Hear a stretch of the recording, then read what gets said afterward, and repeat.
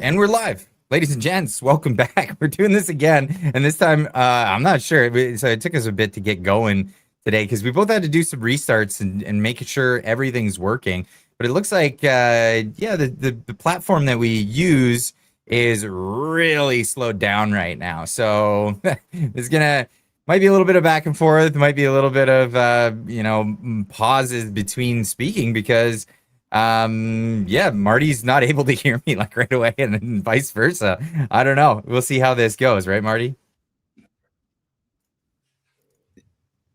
I hear you perfectly if I'm not interrupting you. Like when you're talking, I can hear you, but I gotta pause. Right.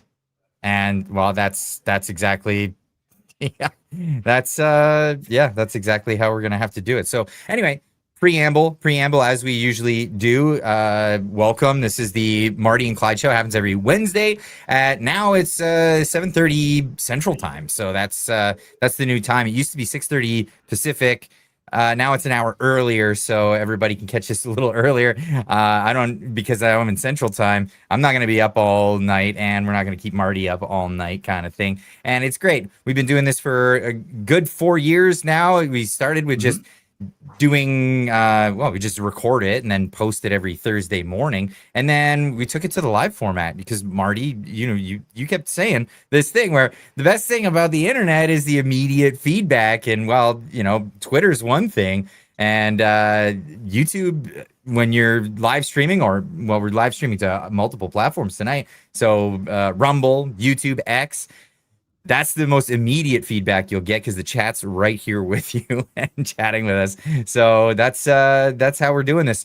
So anyone who's watching this live, if you're wondering, hey, Clyde, Marty, you're not responding to chats right away. Well, it's because we're doing the usual show. So the usual show is, we go through a series of stories that we were interested in talking about for the first 45 to an hour, and then we get to the chats afterwards, and then we'll address all your chats. And hopefully the software picks up and keeps up with us, because it seems to be a little bit of a delay, but that's about it. Anything else to add to that, Marty? I'm already reading the comments. I'm wondering why somebody said Marty is going to snap. Is there some news that I should snap at? I don't know. Put something in the chat if you think that's going to happen. I know.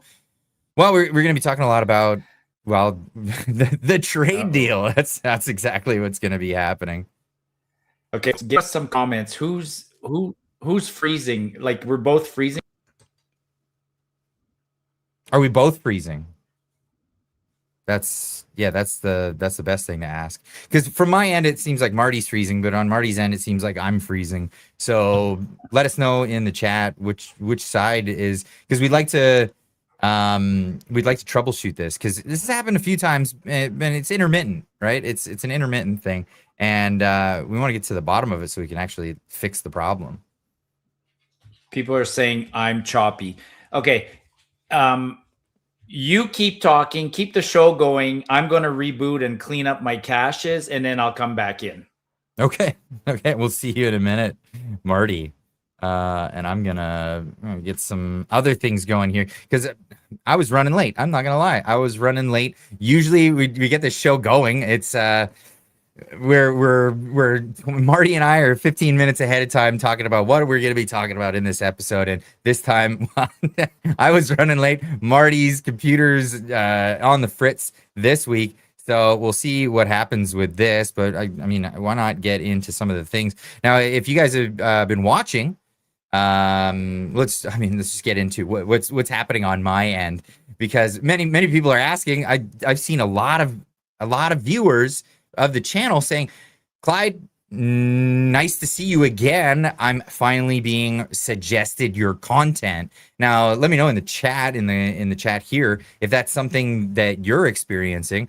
If you have not been shown the channel for a while, and then all of a suddenly this is happening, because I'd like to get to the bottom of it. I want to know what's going on. Is it because I'm posting more? I don't know if it's because I'm posting more. I had a good chunk of time away while we were moving down to Texas, and then once we got here, then it was like, okay, let's get up and running. So that was a big challenge. And then there's the other thing. We're now in the United States, so streaming from the United States. Is this having an effect? Is perhaps some of the regulation that's come out of Canada, they're screwing with algorithms, but these companies aren't telling us, YouTube and some of the other companies aren't telling us what they're doing to the algorithm and how much they're doing to favor these government authorities that are trying to mess with who sees what, basically. And that's what's happening. What's this? Javon saying, I've always actively themed out my subscription videos. Okay, so you've figured it out, so where the people that you're subscribed to and where that's coming in. See, this is a thing you don't know on the back end when you're producing videos. Basically, you don't know on the back end because you put it out there and it just gives you numbers. You don't see demographics so much. You just see numbers and it just says, oh yeah, this many people from this country are watching you. This many people from this country are watching you. And it's it's hard to figure out what's exactly happening, especially when there's major changes in how you structure your program, and then also major changes in government and how they're toying with the algorithms. Sometimes they just do algorithmic resets every once in a while, and that's another thing as well. Get you in the States just fine. Yeah, we're down here. That's absolutely right. I noticed when you started uploading twice a day, I got less recommended from you on the homepage. That's interesting. Well, we'll see how that is. I upload more than twice a day, actually, but the long videos, yeah. I uploaded 3 videos this morning, so tried to space it out, right? Space it out every few hours, that kind of thing, so that it's not jumping out at you all at once, bang, bang, bang, that kind of thing. So space them out and put them out there as I produce the videos. It says having watch history turned off helps with getting your subbed content. That's interesting. So if you turn off your watch history, then they'll recommend more of the people that you just subscribed to. That's interesting. Oh, I get it. That makes sense, though. That absolutely makes sense. So Marty's back, and we'll see how this pans out. And I'm good right now. Your voice and your lips are synced. Yeah, yours are too. So let's hope that just sticks around and we can keep it at that. That's the hopes anyway. Anyway,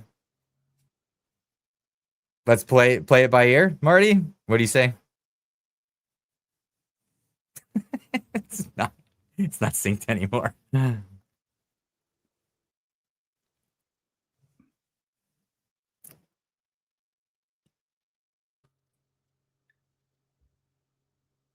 it's not synced anymore. No. That's unfortunate. It is what it is. Yeah.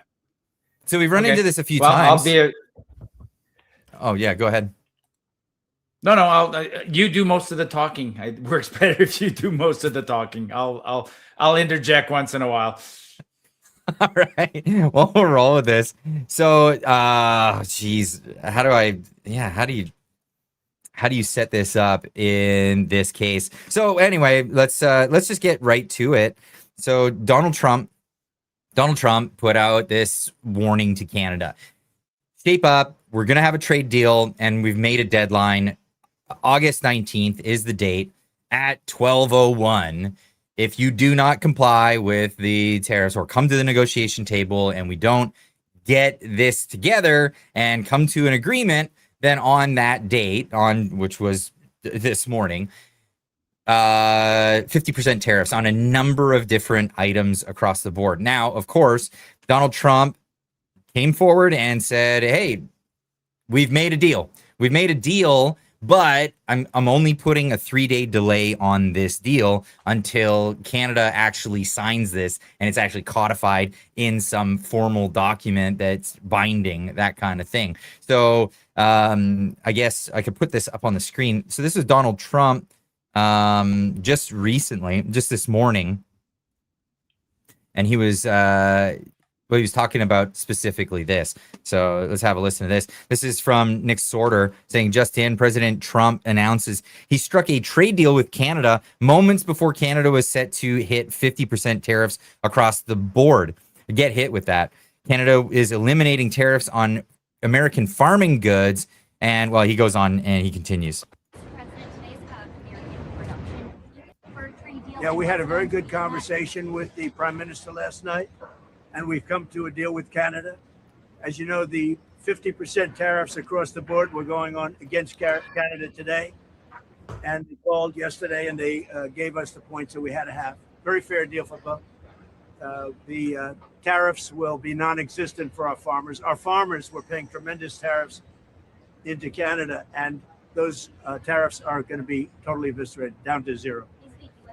Lower tariffs on Canadian autos? We're doing certain things. Got to give something, and we're doing certain things. They were paying a high number. We're reducing it a little bit. It's good for everybody, but our farmers are going to be thrilled. Our manufacturers are going to be thrilled, and basically, we have no tariffs going into Canada anymore. Canada was charging us tremendous tariffs. We no longer have any tariffs, and what I was able to do is we put, as you know, under the new tariff. I guess you'd call it the new tariff schedules that we came out with. They were going to get a 50% tariff on everything starting today, and we've held it back 3 days. It's all subject to finalization of documents. So subject to the finalization of documents, we have a deal with Canada, and I think it's a very good deal for both parties. It's great for our farmers. Our farmers will no longer be held up because they were being hurt very badly by Canada. Yeah. So that's what Trump had to say about that. He doesn't give any details. So like nothing of significance. It was said today about what is part of the deal. So we've got basically Carney saying, yes, we've reached a deal. Trump saying they've made huge concessions, essentially, basically saying we're satisfied with the concessions that they've made. Now, there's a lot on the table with this one. Now, the reporter there brought up automobiles, right? So automobiles is one of these things in Canada where if there are basically any tariffs on automobiles, even I think it was the former president of Toyota Canada came forward and was on the news, and he said basically the only reason why there's any manufacturing in Canada in automobiles, i.e. Toyota, is that there is basically free entrance into the U.S. market. It's the only lucrative thing about Canada in the first place, and the only reason why there's any investment there. The bottom line is the margins are so thin between that if that were the case, most of these companies, if there's even a small amount of tariffs, even just not just a reduction, it has to be zero,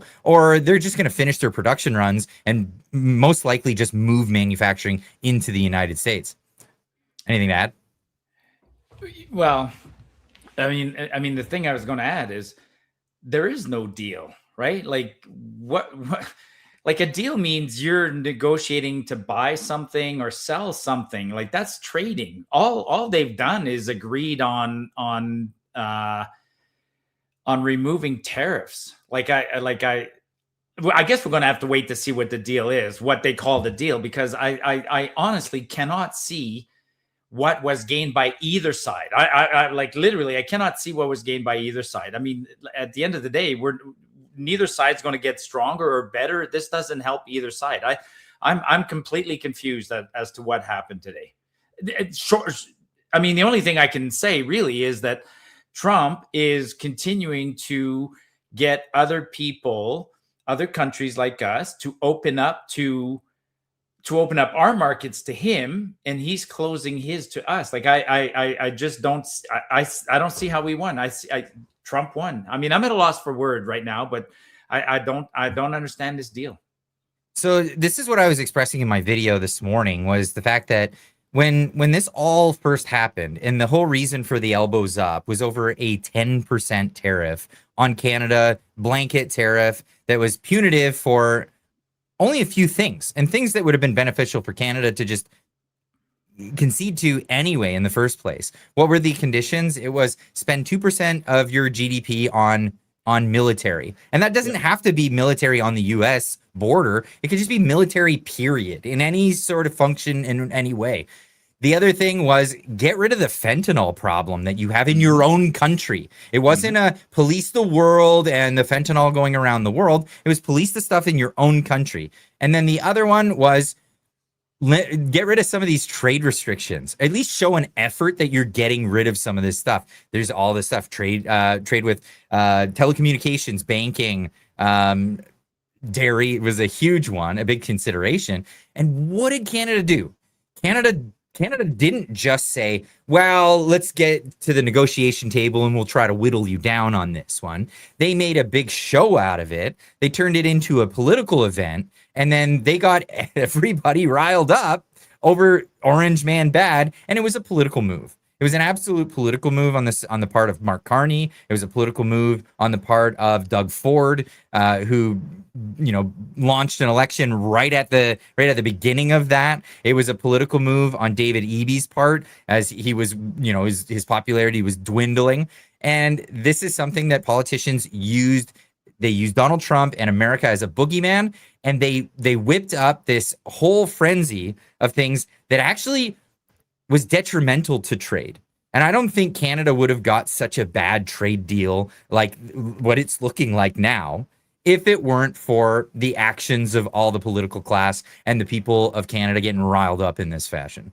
Yeah. So, and that, let's remember too, right? So Trump said, like, the 50% tariffs are still on the table. He didn't say I'm pulling them off, right? All he said so far is I'm delaying 3 days. So his tariffs were supposed to go on today. What's today? Wednesday. So now he's saying, I'm giving you 3 days. I don't know if he said 3 working days or 3 days, right? So Thursday, Friday, and we'll know if something's happening. Tomorrow he's hosting the first minister's meeting. That was unscheduled, unplanned. So Carney invited all the first ministers to a conference call. I guess he's got to sell them on putting American booze back on the table. And he's got to sell Quebec in particular on, I'm going to sacrifice the cartel. So he's doing that. We'll know if he's serious about a deal, if a deal's been achieved. Carney will have to repeal Bill C-202. I don't know how he's going to do that. Parliament's in 3 days. In 3 days, right? So he'll do it through an order in council. So you know what I mean? Like tomorrow and Friday are pretty interesting. Like, I don't know. I guess we'll wait. We'll wait and see. Now, there's other parts of the deal. There's another rumor in this deal that there is one concrete thing in the deal. Apparently, Trump said he's going to reapprove Keystone XL. Yes. So I'm like, okay, that's good. I mean, I've always been in favor of Keystone XL. That seems... It doesn't have to have a deal for this to go through, though, to be honest, because it was Biden that crushed it. Trump brought it back after Obama had crushed it, and if Biden crushed it, he's bringing it back. He can do that unilaterally, but I think he was leaving that on the table for this timing because it doesn't even help Carney in this whole. No, it doesn't help Carney. All that is a reward. Here, good boy. Like, here's a reward. I'll give you Keystone XL. I mean, in fact, it helps him. Like the Americans, realistically speaking, the Americans will benefit from Keystone XL. Biden couldn't figure that out, but Trump has figured it out, right? I can't see XL being a bargaining chip. Like, hey, I'll give you XL if you shut down your car plants. No, that's not going to happen. No, it's not a benefit. No, in fact, the only the whole Keystone XL thing is actually something that Carney could have held back and said, we won't allow Keystone to go forward if we don't get a deal with America. And that's something it turns the whole thing on its head that Donald Trump is saying, yeah, and Keystone's coming back. And everyone's like, oh yeah, okay, great. Well, actually, now that you mention it, Keystone kind of makes Carney look a bit foolish, and Smith, yes. Right? Like, they got this MOU and we've talked about this. I mean, the pipeline that Carney's working with Smith, that's like 5-10 years down the road, if that. And then you got Donald Trump who goes, check this out. I'm going to get you a pipeline overnight, because Keystone could almost be overnight. Like, we built it's all planned, right? It's all planned. Everything is. It's all built, man. It's just about all built. It's just not connected together. It's been built and used for other things, but we could put it to the proper use. Absolutely. Oh, that's funny. So you could totally make them look like complete fools. Totally. Wow. Okay, that's a new element I didn't know going into this. Like, does Donald Trump have? I'm going to give him the benefit of the doubt, because I think I should. He has a smart team of guys. We don't. Yes. We just don't. Okay, like who?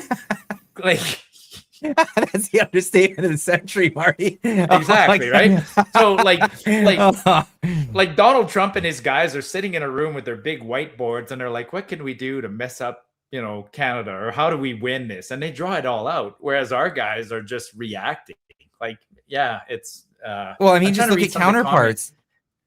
Just look at some of the counterparts, though, Marty. Like, they have Greer. Greer's fantastic. He's working on multiple trade deals with multiple countries all at the same time, largely successful with all of them. Canada's only a holdout because they're just the administration's just irresponsible. Who's his counterpart? It's Trudeau's babysitter. I mean, that's where we're at. What's his name? I'm forgetting his name at this moment. It's Dominique LeBlanc.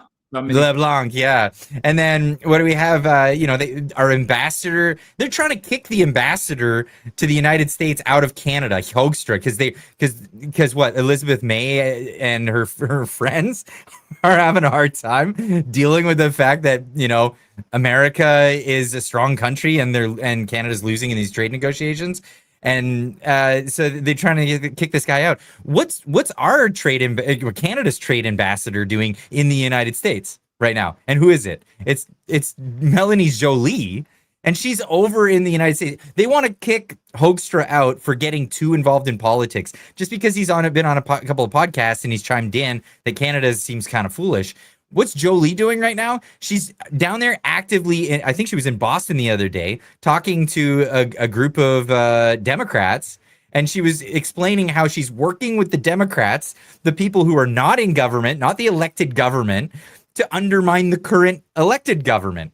Like, it's just amazing to me. It's this whole Karl Marx thing where he's like, blame people for the thing that you're doing currently to create all kinds of confusion. Now, there is another bit of news that came out yesterday, right? It was pretty big news. This lab, and I think it fits in this, perhaps, right? This power. So, Carney announced that Ottawa is going to invest in hydro in Labrador, and we don't need hydro in Canada. Like, we just don't need any more hydro. So I was surprised that we announced that we're going to, would we invest in hydro just to create jobs? Sure, maybe, especially in Labrador, right? I mean, it's already a fuck up over there. But maybe we did sign a deal. Maybe that is another thing that the US could want from Canada, is a little bit of hydro. And maybe that was added, although I think that's too far down the road. Like, I just don't know how we sweeten the pot. I mean, I guess... Maybe the dairy cartel was that big of a thorn for Trump, and maybe that's all that we sacrifice could be the dairy cartel. Now, that's an interesting concept, because if Mark Carney is able to, with an order in council, strike a law from the books, that opens up a whole other can of worms.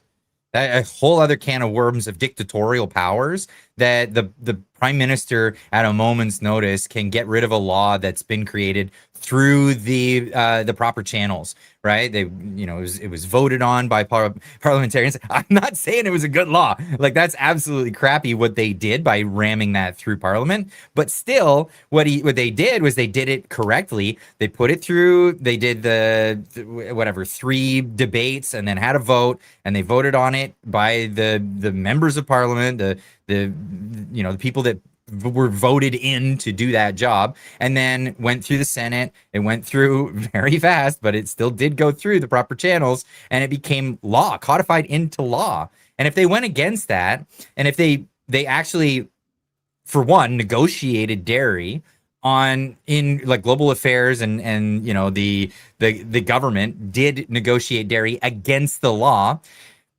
and then Carney strikes the law down ipso facto after the fact. What happens there? Do you recuse the people for negotiating it, even though there's a law? What kind of punishment should there be for the people who did negotiate it, and can they be pardoned for their transgressions? Like this, it's a new realm. I'd love to talk to a lawyer about this to see like what kind of legal is surrounding that. The only thing I can think of is that Carney could say, "Yeah, I negotiated illegally, but I made a deal conditional on us changing this law." Maybe you know he backpedals that way and then convinces everybody that, hey, it was a bad law and I had no choice and now we need to repeal it. I don't know. I mean, I think that's what's going to happen. I mean, I think the toughest conversation that Carney's going to have this week is with the Premier of Quebec, and that's going to be a doozy. Going to be a doozy because. Wait a second. Who's the Premier of Quebec anymore? Didn't it change hands? Yeah, Legault's gone. Legault's no longer Legault's there. gone. It's a new Premier of Quebec. It's still the same bloc leader, but that's not who he has to deal with. He has to deal with the new Premier of Quebec, who is on a short string, right? Like the Quebec's facing an election here in less than a year, and that Premier's gone. And right, so he can do unpopular things and not worry about it because he knows he's gone anyway. He could. But then Quebec is really complicated this week. I mean, Quebec is really, really complicated. I've talked about this. Carney has been sacrificing his support in Quebec for 6 months now. Mm-hmm. Like the MOU in Alberta, you know, he lost Guilbeault and he lost others. And every time he talks to Danielle Smith, he loses popularity in Quebec. This week, quietly, the Liberals, or I don't know if they did it through how they did it, but the electric vehicle mandate got scrapped this week. Right? Oh, they did that quietly. Oh yeah, super quietly. Yeah, and that was going to be detrimental. I mean, it was supposed to be no more gas vehicles by 2035, right? They made up an excuse. They asked like the parliamentary budget officer and others to like study this proposal. Like I could have done it for free. Right? And so somebody told the Liberals, well, this is going to cost you $57 billion or some ridiculous number like that, right? And you're sacrificing the auto industry by doing this because nobody wants the electric vehicles, and nobody's going to come and build an electric vehicle plant in Canada because of this stupid mandate. And the Americans are going to stop selling cars to us because of this stupid mandate. So anyways, that got reversed. But when that got reversed this week, Quebec was like, what's going on? So Quebec's really honestly pissed off at Carney. And Carney, I think, is doing a very calculated move. He has to piss off Quebec because he has this real separatist problem in Alberta that he has to deal with. And so he's sacrificing Quebec so much so, and you and I know this, the polls are not very representative, but the latest Leger poll had Quebec losing 11%. So Carney losing 11% support in Quebec in 2 weeks. So the deal's not done. And I think tomorrow's First Minister's meeting is going to be a doozy. And interesting. It will be, yeah. Excuse me. I just snuck up on me. I got a question about that. So he's pushing for this, memorandum of understanding, all of this effort to quash the separatist movement in Alberta. Is it taking any effect? Because I like all of the people who are fervent that I know of are still pretty fervent about it. But the question is, you guys haven't really pushed into door knocking and getting fence sitters to come over. What's the strategy there? Like, are they trying to preempt like your efforts to try to squash that with the fence sitters before you can even get to talk to them? Again, everything is so interesting. Short answer, no. The separatist movement is taking a break, summer break. We as a whole movement decided take summer off, and then come September 5th, when kids go back to school and life sort of resumes, then we'll put on the full court press to win over that last. We got 30% support, 30% will never vote, so the battle's for that middle 40%, right? So, and we just want to win like 20% of that middle. And the battle will start in September. So park it that way. There are people. So Quebec today or yesterday announced that they won't hold a referendum. The new guys who haven't even been elected, but they're so confident they're going to get elected. The separatists are going to get elected in Quebec. They're confident of that, and they're going to hold a referendum on independence. But they said today we won't do a referendum on independence as long as Trump is president. So like you can see, and actually Quebec is super critical to all of this. The other thing that happened this week is there was another poll done. I can't remember who did the poll, and I told you Quebec lost support, right? Carney lost support in Quebec. But in this poll, they asked Canadians like across the country in different provinces, what are your priorities? And almost everywhere across the country now, people are saying our priority is the economy and jobs. Okay? Yeah. That's gaining traction, except one place. There's one fucking place that's different. You know what the priorities are in Quebec?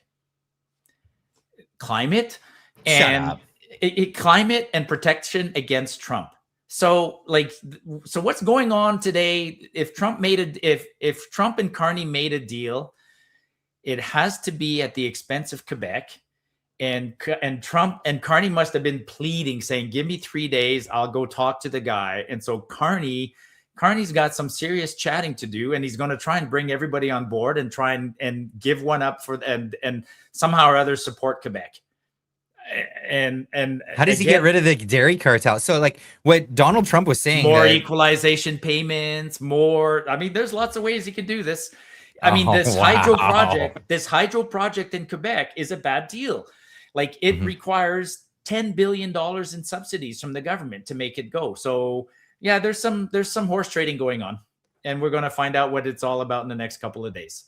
So for all intents and purposes, I feel like he made some ground on the dairy lobby. I think if it's not abolished whatsoever, it's at least he made some ground on the dairy lobby, because he mentioned in his speech when he was talking to reporters that yes, there's a tremendous freeing up of the economy for American farmers to send their stuff to Canada. Now, as I pointed out many times, this is a good thing for Canadians. It's so crazy that Canadians got whipped up into this whole thing. And, the propaganda is very strong, and I get that.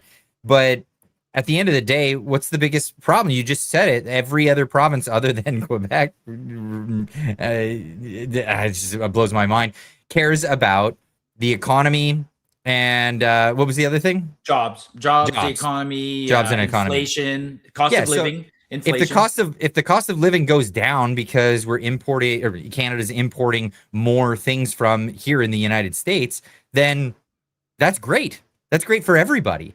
Except Quebec. They're not happy, but yes, for the rest of us, it's good news. It'll get cheaper for Quebecers too, though. They'll actually save at the grocery stores. They haven't gone full communist yet. They don't have government grocery stores that'll fix the prices. Bring up this question. Bring up that comment by Andy831. Yeah. You say you should hear the news cycle here in Quebec. You would understand the fear Quebecers have of Trump. It's insane. This is why, top of their agenda. They're more scared of Trump. They truly believe that Trump is existential to them. So do you think they're going to give up the dairy cartel easily? I can't see it. Like Carney's going to have to promise them something big.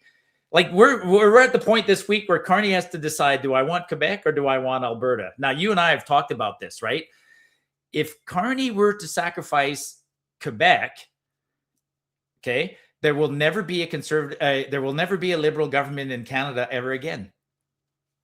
But if Carney sacrifices Alberta, there will never be a conservative government in Canada ever again. But if you sacrifice Alberta, what have you sacrificed? You've sacrificed real money, man. Whereas real money. If you sacrifice Quebec, what do you sacrifice? You just a real draw on the economy. What So a if I'm rock and a Carney hard right now, place, I'm man. trying to actually talk sense to Quebecers. Like Mhm. Quebecers are about to get a dose of reality. Wow. Yeah. Well, I'm curious to how this all goes down, because yeah, I mean, that's the thing. I can I know I'm just like I almost want to make a trip to Quebec. I'm it's that time of year where I need to do a little get out of town, not to the US, but I was thinking of Victoria because I'm an idiot. I want to go visit. So it's like, where you do and I I go both see? been there. It's a nutty place. Yeah, do I go to Victoria, or do I really kick myself and go to Montreal or someplace like that? So we should go to Montreal. Oh, you're too far south. No, you're closer than I am. Am I? I think you are. I think you're closer than I am. That's too funny. No, Quebec this week became If I fascinating. go anywhere French speaking, I'm going to the Bayou, Marty. I'm not bothering with I'll join you. Okay, I'll join you with that one. Yeah. Because yeah, the cultures are completely different. In fact, that's I was thinking about this earlier today, because how the cultures are so drastically different.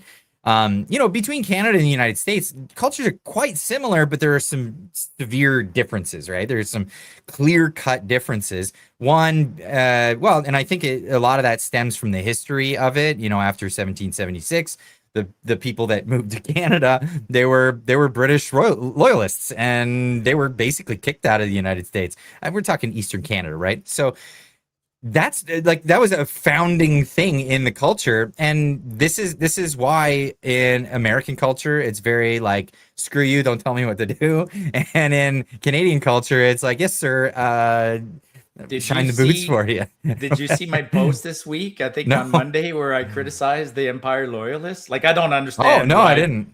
I don't understand why people are so proud of being descendants of the Loyalists. But no, that's the opposite of something to be proud of. That's like, wow. Especially being an American, like growing up as an American. Well, that's what I said. I said I don't understand it, and I would never be proud of it. Man, I had people like come over and just like go bonkers on me. Oh no way! Oh, yeah. I don't get it. I have no clue. I don't get it. Like, especially when you know the history, it's the greatest underdog fight of forever, right? That like these 13 colonies of farmers beat the biggest military power the world had ever seen at the time, and then formed the biggest country and strongest economy in the world. Yeah, it's amazing. It's absolutely amazing. Something to be proud of, that you didn't have a loyalty to the king. What? Oh well. Anyway, so here's where I was going with it. So the difference in culture, and you see this even with the French, right? So the Acadians are the same people that went to Louisiana as the same people that live in Quebec, and the cultures are completely different. You have this different idea of everything. The French Acadians, they preserve their own culture in their own way in Louisiana, and it's like, it's something to be proud of. They never turned into people who want to feed off the teat of the government. They never turned into that. They're very proud people. They lived in harsh conditions, right? They're just like settled in like some of the harshest places with animals that swim in the water. They want to kill you and stuff, and they figured it out, and it's a vibrant, beautiful culture. Quebec, I don't know. I don't want to talk too much dirt tonight, but yeah. Oh no, actually, our dirt. Sorry, we always say we don't. I'm keeping an eye on the chat tonight, and everything we're saying is really resonating. Like, people are. I think we're reading it correctly. People are reading it as well. It's our audience. Our audience is smart. Yes. Thank you, folks. You guys get it, right? Absolutely. Our audience gets it. But yeah, I think that's what's happening this week. Is Carney Carney is really, we've said this before, right? He was called in to clean up Trudeau's mess. And then he landed here, and then I'm sure he picked up the phone within a week and went, wow, it's really screwed up. Like, it's really bad, right? I mean, he lands, he gets the job. He's got a separatist movement in Quebec, one in Alberta. The coffers are empty.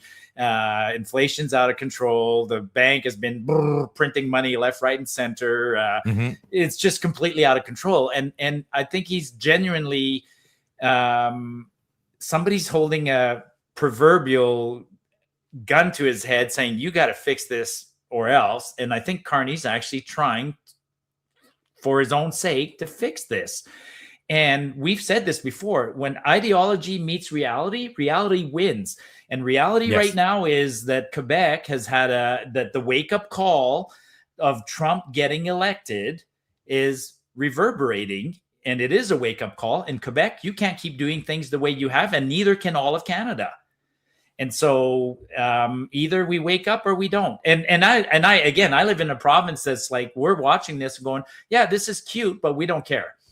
Like, you know, there were calls this week. There were calls like, hey, can you take one for the team and cut back your oil to the US and squeeze them a little bit? And we're like, no, we're not doing that. Yeah, exactly. A senator called for that. A senator officially asked for that. Like Alberta should, you know, I'll show you a map, Marty. This is something that's it's really interesting. So this was an article I pulled up from a couple of months ago. So this is the 3 charts show, or it's not a couple of months ago, just like about a month ago. So it's from RCI Radio Canada. It's a CBC version, French version. 3 charts show where Trump's new tariffs would have the biggest impact. Now it goes down and it shows all these different stats, and then eventually lands on this chart here. And this paints the picture. Trump understands where the problem places are in Canada and understands the people that are happy with the trade that they have with the United States and don't want to cause more problems and aren't asking to cause more trouble and stir up the pot and have the elbows up and all that crap. You can see what I don't even have to tell you the legend of the chart. You can see that, right? It's like Alberta and Saskatchewan and some of the way out in the Maritimes, but it's where are the problems? It's Ontario, Quebec, British Columbia. Those are the problem provinces, and that's what Donald Trump has targeted with this whole thing, right? And go ahead. No, finish that. Then I got another thought that I want to try and, you know, tease out of you, but go ahead. Okay, well, this is going to go into a clip. So if you want to tease that out, go into the clip. Go into the clip. This one's good. Okay, so this I found very interesting because this is where the chicken comes home to roost, right? It's the proverbial, you know, story. But what it is Mark Carney used the best Trump card as you could to get elected and to build his majority government and get all these people riled up. But now it's gotten to a point where it's backfiring on him tremendously. It's absolutely backfiring because the people are still freaking riled up, Marty, and he wants them to tone it down. And the media is actually starting to report on this, and that's where things get really interesting. So have a look at this clip. Now, this is from a longer clip, but I just want you to hear the last bit that this pundit says towards the end. Fewer markets for Canadian producers, etc. And so for me, a positive outcome is fewer barriers in both directions and a low enough tariff that we can sort of live with it and plan around it. And in the context of a deal or no deal, a lot of investors, entrepreneurs, business people are saying certainty is important. So even if Canadian voters don't want a deal because they feel angry and frankly because they got all whipped into a lather in the last election campaign with, I think, really irresponsible political rhetoric, that's an unfortunate reality. But the people who make jobs in this country and invest to try to create wealth and prosperity for everyone want the certainty that comes with having a deal and being able to plan ahead. So they're admitting the fact that, yeah, this was political rhetoric. This wasn't serious. They didn't actually believe this crap. They just used it to get your emotions up high so you'd vote for these damn people. And then that's it. Yeah. And just like we said, and you know, some people believe the rhetoric more than others. So apparently Quebec did, but for the rest of the country, eventually the people witness something for themselves, right? They go to the grocery store and they go, butter is $7.99 a pound. So at some point, it doesn't matter what the media tries to tell you and what picture they paint. The reality kicks in, and for most of us who live in the reality, it's surrounding us every day, and we're going like, somebody's lying to me, right? Like we're losing jobs, we're not buying new cars, interest rates are still high, butter's expensive, blah blah blah blah blah. So it's a pack of bacon is this thick anymore. You know what I mean? It used to be a big thing. This shrinky dink shrinkflation is happening all over the place. It's crazy.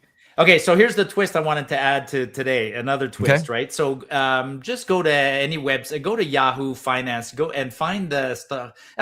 We don't need to find. Find it. Find the share price of say CIBC. Type in CIBC.to, and then have a chart that shows the share price of CIBC.to, one of the big banks. CIBC.to. Insecure, not secure website. Go Yahoo, go CIBC.to, Yahoo, and then Yahoo Finance will bring up the chart, and you'll see its stock price for today. So, and just put up CIBC stock price today. Yeah, I don't know. Okay, don't worry about it. Don't worry about it. So let me just tell you. So all the banks took a shit kicking today. Okay, all the banks. And people are like, ooh, what happened? Like people are wondering what happened. And then you get 3.12%. Okay. So CIBC dropped 3.12% today. That's a shit kicking. Okay. That's a shit kicking. Like, and whether you put TD, CIBC, Scotia, they are all in that category. They all took a shit kicking today. And people are like, I wonder what happened. Right. Because literally there's no news. I wonder what happened. What's another? Well, there is big news. There's the trade deal. That's the big news. It's the trade deal, right? So, but what? Because if commerce gets opened up with banking, so that American banks can enter the Canadian market, bingo. It basically kills their market share. You're being reasonable and you're using common sense. It hasn't been discussed. No, I haven't heard a word about it. I think it's happening. I think that's another concession that Carney might have made. And the banks already know it because it's already, the market knows it, but I think Carney might have made that concession as well. He's like, okay, I'll let the Americans in, the banks into our, I hope he lets the banks in. I hope he lets the airlines in. I hope he gets rid of the dairy cartel. I'm just speaking as a consumer. Those things are all good for us. Absolutely. So that's the thing I've been trying to convince Canadians for, I don't know how many months and months now, that all of these trade barriers and restrictions are not there to protect anybody Canadian. Most of these companies are actually, people from outside of Canada that are invested in these companies, but they're monopolies within Canada and they're allowed to operate because whatever. Like, how close do you feel to the Toronto Dominion? I mean, do you even know the owners of Toronto Dominion? Do you even know that they're Canadian or not? You probably don't care or whatever. It's the same with Bell Canada and all these telecommunications companies. Why do Canadians really, really insist that they have a monopoly and have the highest prices for cell phones on the planet? It's freaking retarded.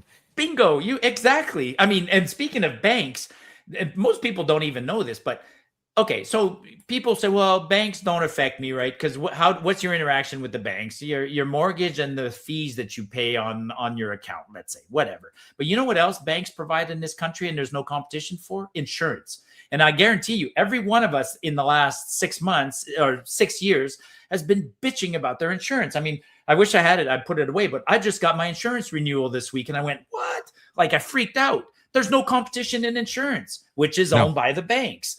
And so, and that's where it's starting to hurt. Like people are waking up. When you get your insurance renewal, I called my insurance company. I was like, what the frick is going on? And they gave me the bullshit story. Like, oh, there's, a lot of hailstorm these days, blah, blah, blah. I'm like, no.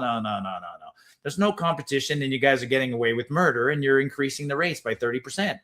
Yeah. So, yeah. So I think the banks might be on the deal, that bigger deal. I think the I hope it's a number of things because insurance, if the insurance market were to open up, but then what does that mean? So like then provinces would have to like undo some of their insurance rackets. I mean, like British Columbia has the government runs the auto insurance, for example. Like but British Columbia also has private insurance, right? I mean, you get the minimum from the government, and then you can still get your Yeah, no, it's going to be interesting. The one that would be that what I would love the most is if the airlines were like, if American Airlines were allowed to fly domestic flights within Canada. How sweet would that be? Like that'd be fantastic. The Air Alaska flight that's on its way to Washington that stops in Vancouver. Suddenly, if it wants to go Vancouver, Edmonton, just for shits and giggles and charge you $43, like that'd be phenomenal. Yeah, that'd be amazing. You're going to enjoy that, right? Once you're in the U.S., like you can fly from Austin, Texas back to wherever in the U.S. for peanuts. For peanuts. Yeah, like I haven't planned any trips, but looking forward to going to Florida. Like, Yeah. I know the guys over at Rumble there. They said, yeah, come on out. We got a studio, got all this stuff. So yeah, I'm gonna go to Florida. And that's just like I could have a weekend trip to Florida, no problem. Your choices of vacations from now on are incredible. You can take your whole family. You can fly to Houston or drive to Houston, I guess, right? What's Houston? It's 3 hours from here. So you can drive to Houston and get on one of these cheap Carnival cruises. They have Carnival cruises that leave Houston to do 4-day cruises, right? Like goes from Houston, goes down to Barbados or Bahamas, whatever, blah, blah, comes back. You can do a 4-day weekend on a cruise ship, your whole family, probably for about $900. It would cost me that per person just to get to Houston. Never mind get on the boat. That's unreal. I'm gonna be so jealous of you when you start doing that kind of shit. That's where it's gonna rub off, and I'm gonna go, that's it. I'm out of here. The vacations, the big vacations. Yeah. I mean, I like road traveling, but it's almost not worth it. You know what I mean? Because it's so cheap to just fly everywhere. It really is. Yeah. So we'll see. Yeah. Hey, listen, it sounds like our sound is better. Everything's sort of. Yeah, everything's sort of checking out. Okay, cool. So we'll see what happens with the trade deal. What else is going on? That's been the gist of everything that I've been covering the past couple of days is these trade deals. But that's, I mean, we mentioned inflation. I'll just, you and I know inflation is just the overprinting of money, but it manifests itself through the consumer price index. And the consumer price index came out on Monday. It's 3% in Canada. So that's 2 months out of 3 now where the consumer price index is out of the Bank of Canada's range. The target's 2%, right? Yeah. So these things are like, these are reality. And even if people say, well, I think it's higher or it's lower, it's like, whatever it is, people know there's some inflation. There's no hiding that. The government, like Carney can tell us, oh, inflation's under control. My wife will tell you, what's he talking about, right? Because the people who do the groceries every week, I ask that kid to Karen once in a while, like, do you sense like the prices are coming down? She's like, absolutely not. So, yeah. Well, see, this thing is like the prices are up here as well in the U.S. Now you talk to Americans and they'll be like, yeah, inflation's crazy, but it's nowhere near the inflation in Canada. No, it's nowhere near it. And, even gas prices up right now, because of this whole conflict in the Gulf of, in the Middle East, with the Strait of Hormuz and all of that stuff, prices are up a little bit, but I mean, still $3.50 for a gallon of gasoline is damn cheap compared to what Canada's paying. It's unbelievable. And somebody in the comments said, wait until the carbon tax comes back on fuel. It won't be the carbon tax, but it'll be Carney removed the 10 cents per liter gasoline tax during the summer to give us a break. Ooh, right. Oh, thank you. And so it goes back on September 7th. And again, a poll was done. Like, should Carney leave the tax off, right, permanently? And Quebecers said, no, put it back on. I'm like, oh my God. Like, are you kidding me? They're from another planet, man. I don't like. They wanted another 10 cents a liter. Yeah. What? Yeah. That's wow. So, anyway. Yeah. Sorry. Do we have any Quebecers in the crowd? Like, I'm looking at the comments. I'm thinking there's a couple, but boy, oh boy. $1.70 in Winnipeg for gas, somebody said. Listen, I mean, I guess we'll cover a couple of things in the news, but in the next segment. But there's a couple of things. There was another interesting, a big news story in Canada. Detective Gruss, remember her? Detective Gruss is the detective from the Ottawa police who, on her own, took the initiative of investigating suspicious death among children and the link to perhaps COVID and the vaccine or whatnot, right? And Detective Gruss got slapped on the wrist because she did that without the permission of her supervisors. Like, so she got found guilty of misconduct. And then today her sentence came out and she was demoted. which So is she kept her job, but she was just demoted from she kept her job, but she was demoted detective to something else. detective third class to detective whatever fourth class or something like that. I mean, it's still it just says a lot, right? Like a detective investigating. Like why did this detective get in trouble?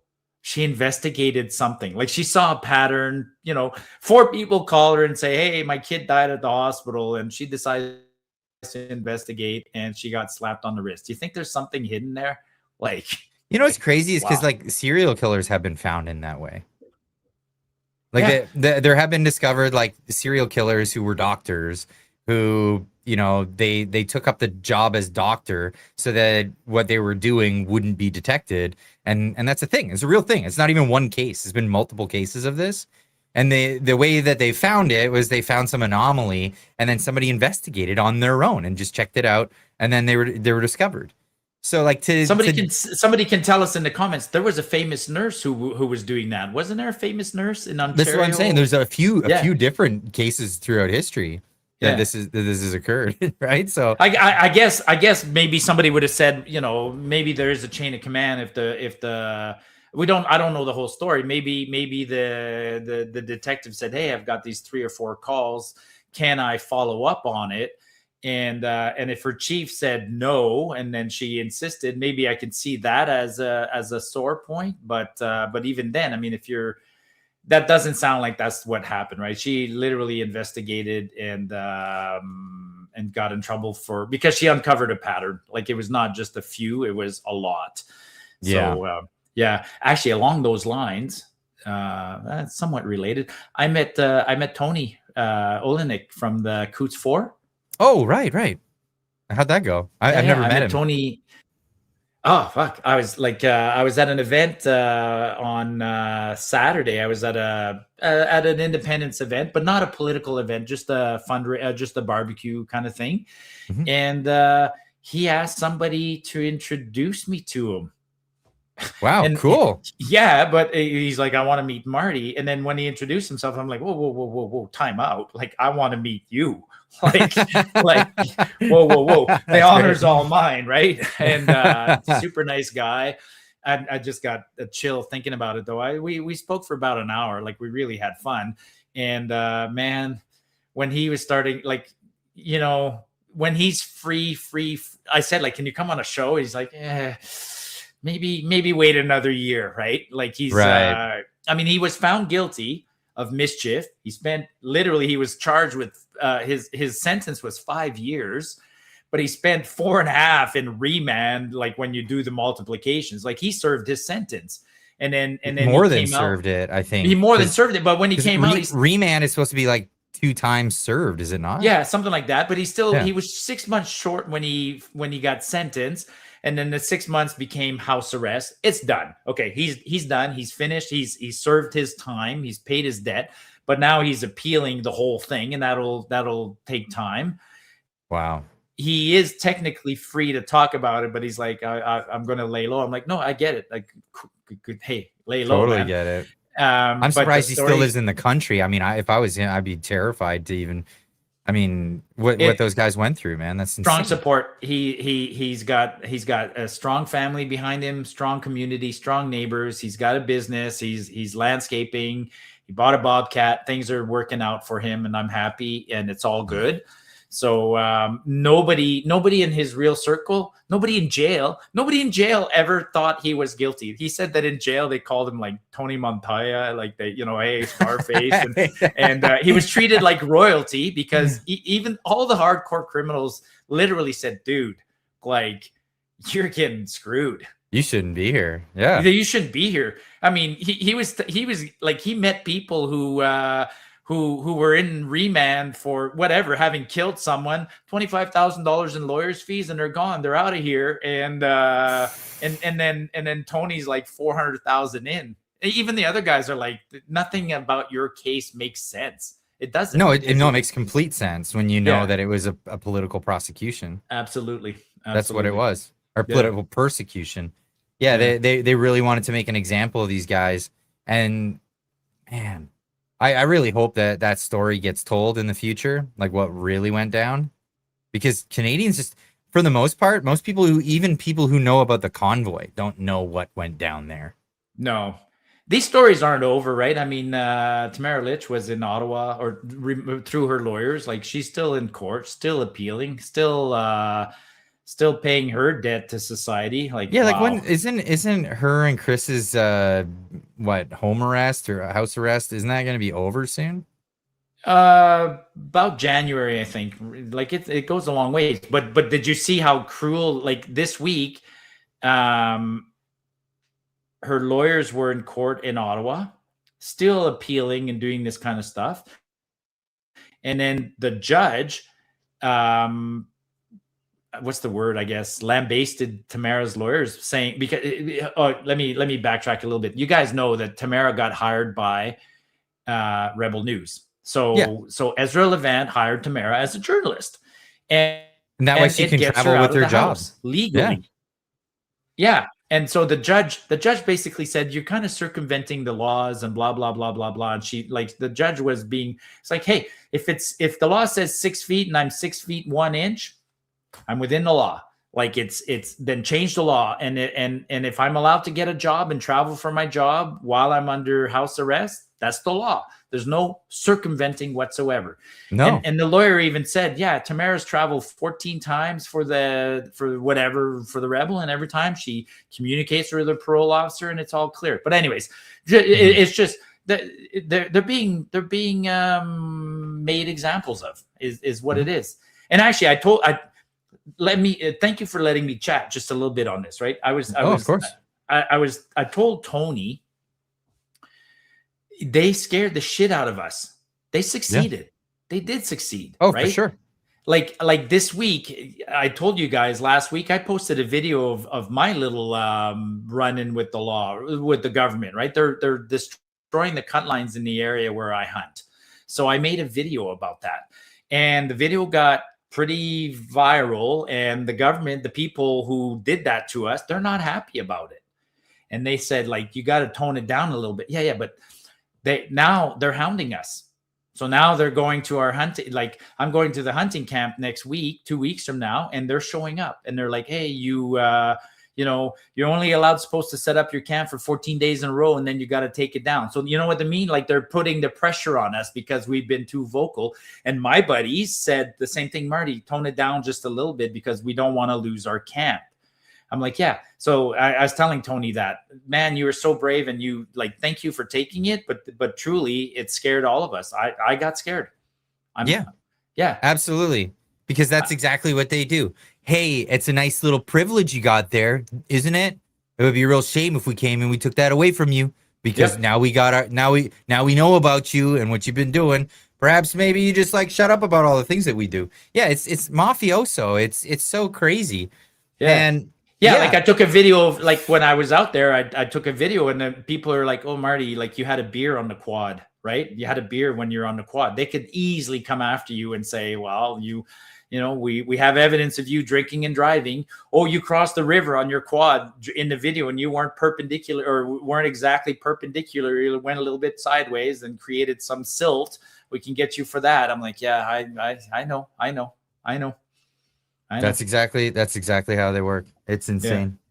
And then so we got to stay brave. Yeah. And then you got screwed over by the NDP this week. I saw on Twitter. That's a thing. Oh. So actually, there's more context to that, right? So yeah. Okay. On face value, before you give out context, this is what I read from this.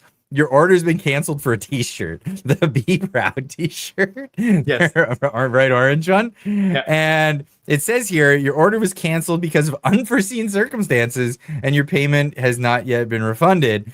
So, yes. I mean, I jumped in the comments right away and said, they didn't provide the product or service promised, and they kept your money anyway.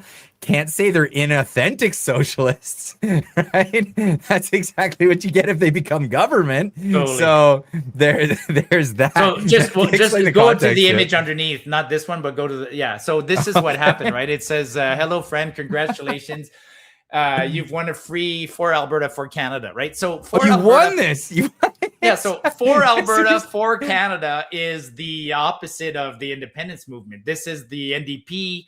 The NDP set up their own group to fight us, and that's what they're called. So I joined that group, and then I do all these things, right? Like if you share their social media and if you attend their rallies, you accumulate points. And then I won this T-shirt. So and I love these T-shirts, right? Like it's like all these orange buttons I have. Like this one is like, where's my here's my Naheed Nenshi button, right? Like I do go to their town halls and their open houses and stuff like that. And I put on my orange shirt and then my buttons and I dye my beard purple and then I show up. No, you don't. So then I ordered, but that T-shirt got canceled, but I ordered several others through my other emails. Oh, that's so funny. But I was really looking forward to that one because it was orange, and then I can't remember, what did it say on it? Like "Be proud" T-shirt. Be proud was written in rainbow colors. I was gonna wear that one so proudly. Marty, you're such a shit disturber. I love it. Oh, that's too good. Too good. Oh, see, because I heard about this. You rocking up wearing orange shirts to their events and then asking questions at their town halls and stuff. So they're on to you. They're on to you. I They know showed who up you at are. a town hall one time. Me and Twos, right? 222 minute. Me and me and Twos showed up at a town By the way, hall. Twos is coming on not this Friday, but the next Friday. I'm Awesome. having Twos and Jack on the show together. It's gonna be a lot of fun. Perfect. Well, bring this up. So me and Twos go to a town hall, and I'm wearing my orange shirt. And and there was at least 10 NDP MLAs there, but they've all blocked me online, right? So they don't even know what my face looks like. They've all blocked me. I walk in, because I'm wearing my orange NDP shirt, they're shaking hands with me, like, how's it going? Like, buddy, and all good, right? And then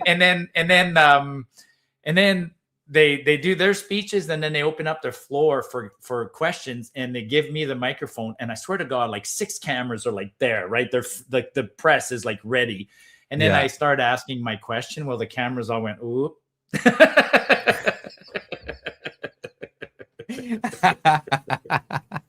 Oh, way too good. Too good. Yeah, he's not one of us. Well, let's get into some of these questions right away. We got one with a bunch of question marks at the end of it. Y'all realize Carney was Trudeau's economic advisor during COVID-19, which means he's one of the 12 guilty of treason. Yeah, absolutely. We understand this. Yep. Yeah, we know about all of this. Marty, you're gonna have to cover for me for a minute. I'm gonna have to jump out here for a few minutes here, and then if you can just keep on the chat, I'll be right. Well, back. I'll keep talking, but I can't read the chat. I can read him out loud. I just can't bring him onto the screen. You just can't bring them up. Yeah. Save the super chats though for after. We'll do those together. Okay, cool. I'm just gonna scroll up, folks, see what kind of questions you might have asked. Geez, your government sucks, Marty. In America, we tell them to F. Yeah, I'm not gonna. I mean, I'll just wait for Clyde. But yeah, that was funny, right? So, and when I infiltrate, so I'll tell you a little secret, right? So I do have several internet accounts. I have several X accounts, and I have several Instagram accounts and stuff like that. And there's a couple of reasons for that. One of the reasons why I have several accounts is a very legitimate reason, which is I do want to get out of the echo chamber. So whether it's on YouTube or on X or whatever, I want to get opinions about things, right? Like I want to know what liberals are thinking. Sometimes I want to legitimately know what they're thinking about. It's important to know thy enemy, I guess, but I want to know what they're thinking.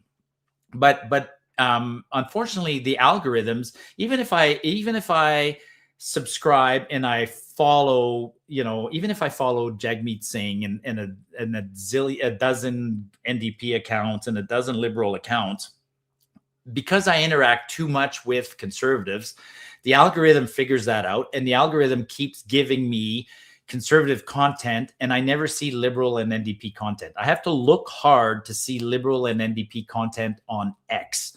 So in order to do that, once in a while, I switch to my NDP account. So I have a Marty alter ego on X that's an NDP account, and that allows me to see what's going on. But on the fun side, it actually, I use it to go to events. Like when let's say the NDP are having an open house in my area.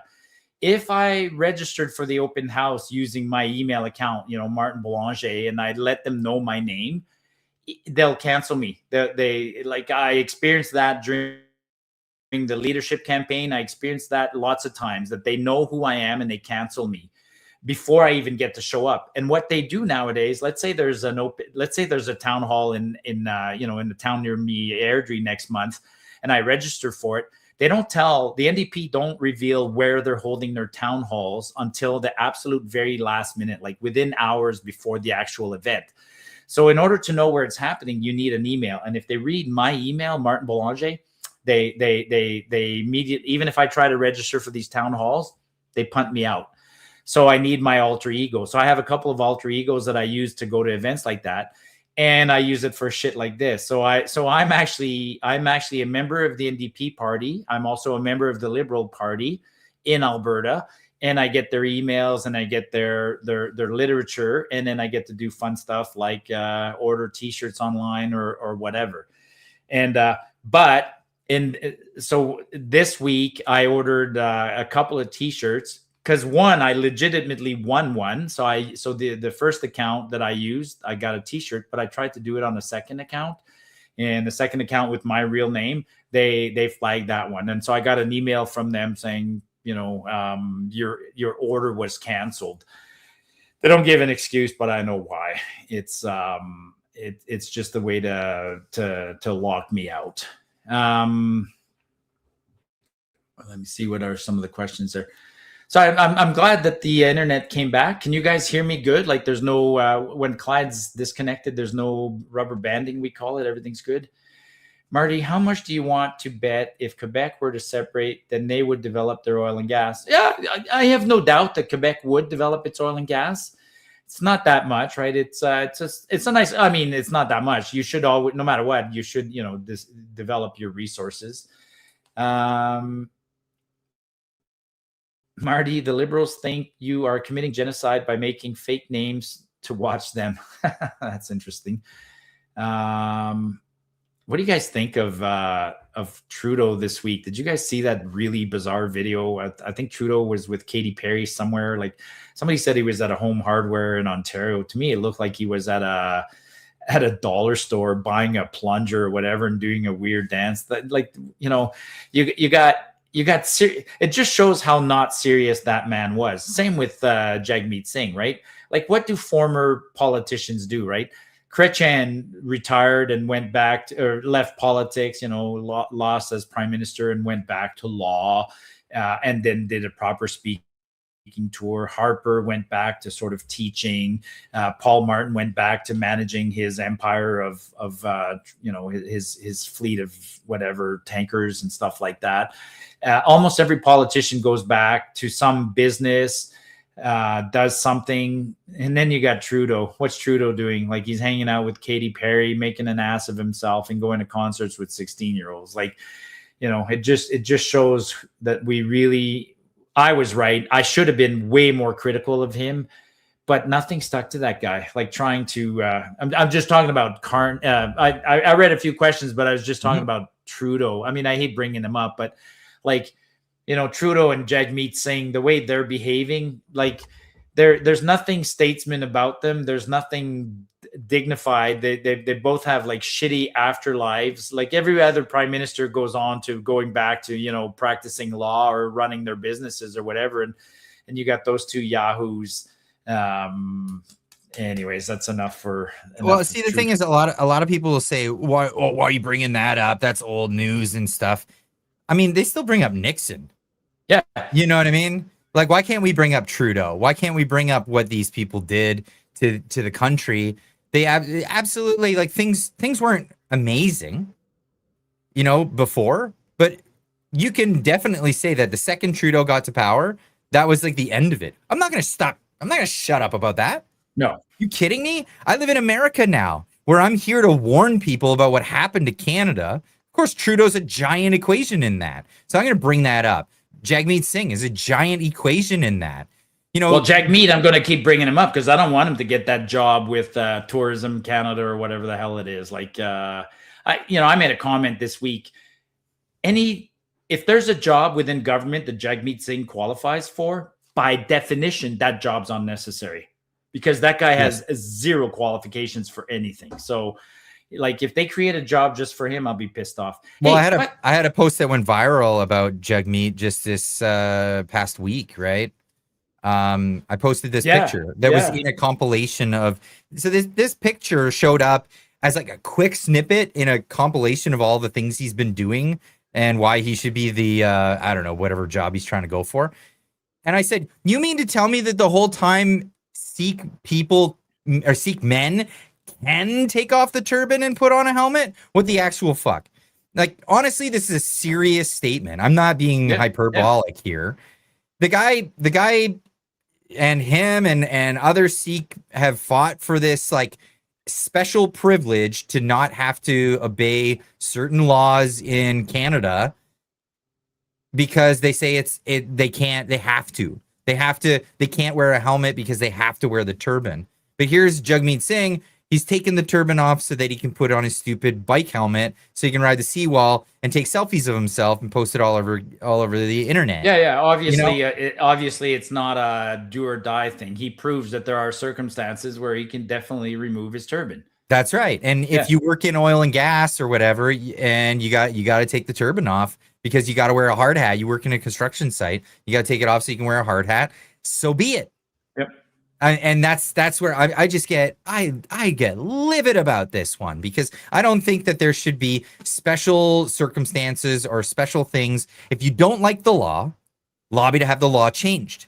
And if you can't get support for it, sod off. Yeah. That's it.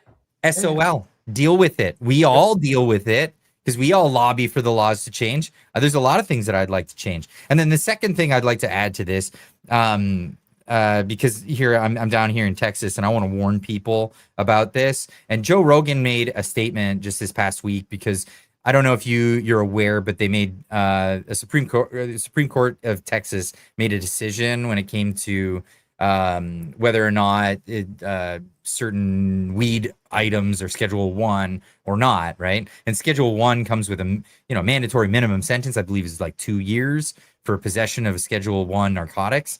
And they made the decision to make like weed gummies and things like that Schedule 1. And that's it. I found it asinine because it's like, well, that's not really freedom. Explain that a little bit. Like Schedule 1 is like the most restricted sort of category for pharmaceuticals. Yeah. Okay. Yeah. Yeah. So like pharmaceutical narcotics, like things like heroin, fentanyl, these kinds of things, they're like hard drugs. But weed is classified at that, and it has been since like Reefer Madness back in the 50s. And it turned out it was all like a political thing to get that in place. Now, that being said, you could disagree with me, and that's fine. Disagree with me on that stuff. But Joe Rogan made a really, really good point, and you'll see why I'm bringing this back around to Justin Trudeau in a second here. But here's Joe Rogan saying this about this whole THC ban in Texas. The THC thing. Here's what Texas doesn't understand. You will fuck this place up, and you will turn the whole thing blue. Kids will turn on you. If you tell them they can't smoke weed, they know weed's not killing anybody. Which one's the THC thing? And that's exactly what screwed up Canada, right? The Conservative Party of Canada would not budge on this thing. They sat there forever, and the zeitgeist in Canada was like, whatever. I know living in British Columbia, everybody's like, who cares? Like the cops don't even like bust you for this stuff. They didn't even care.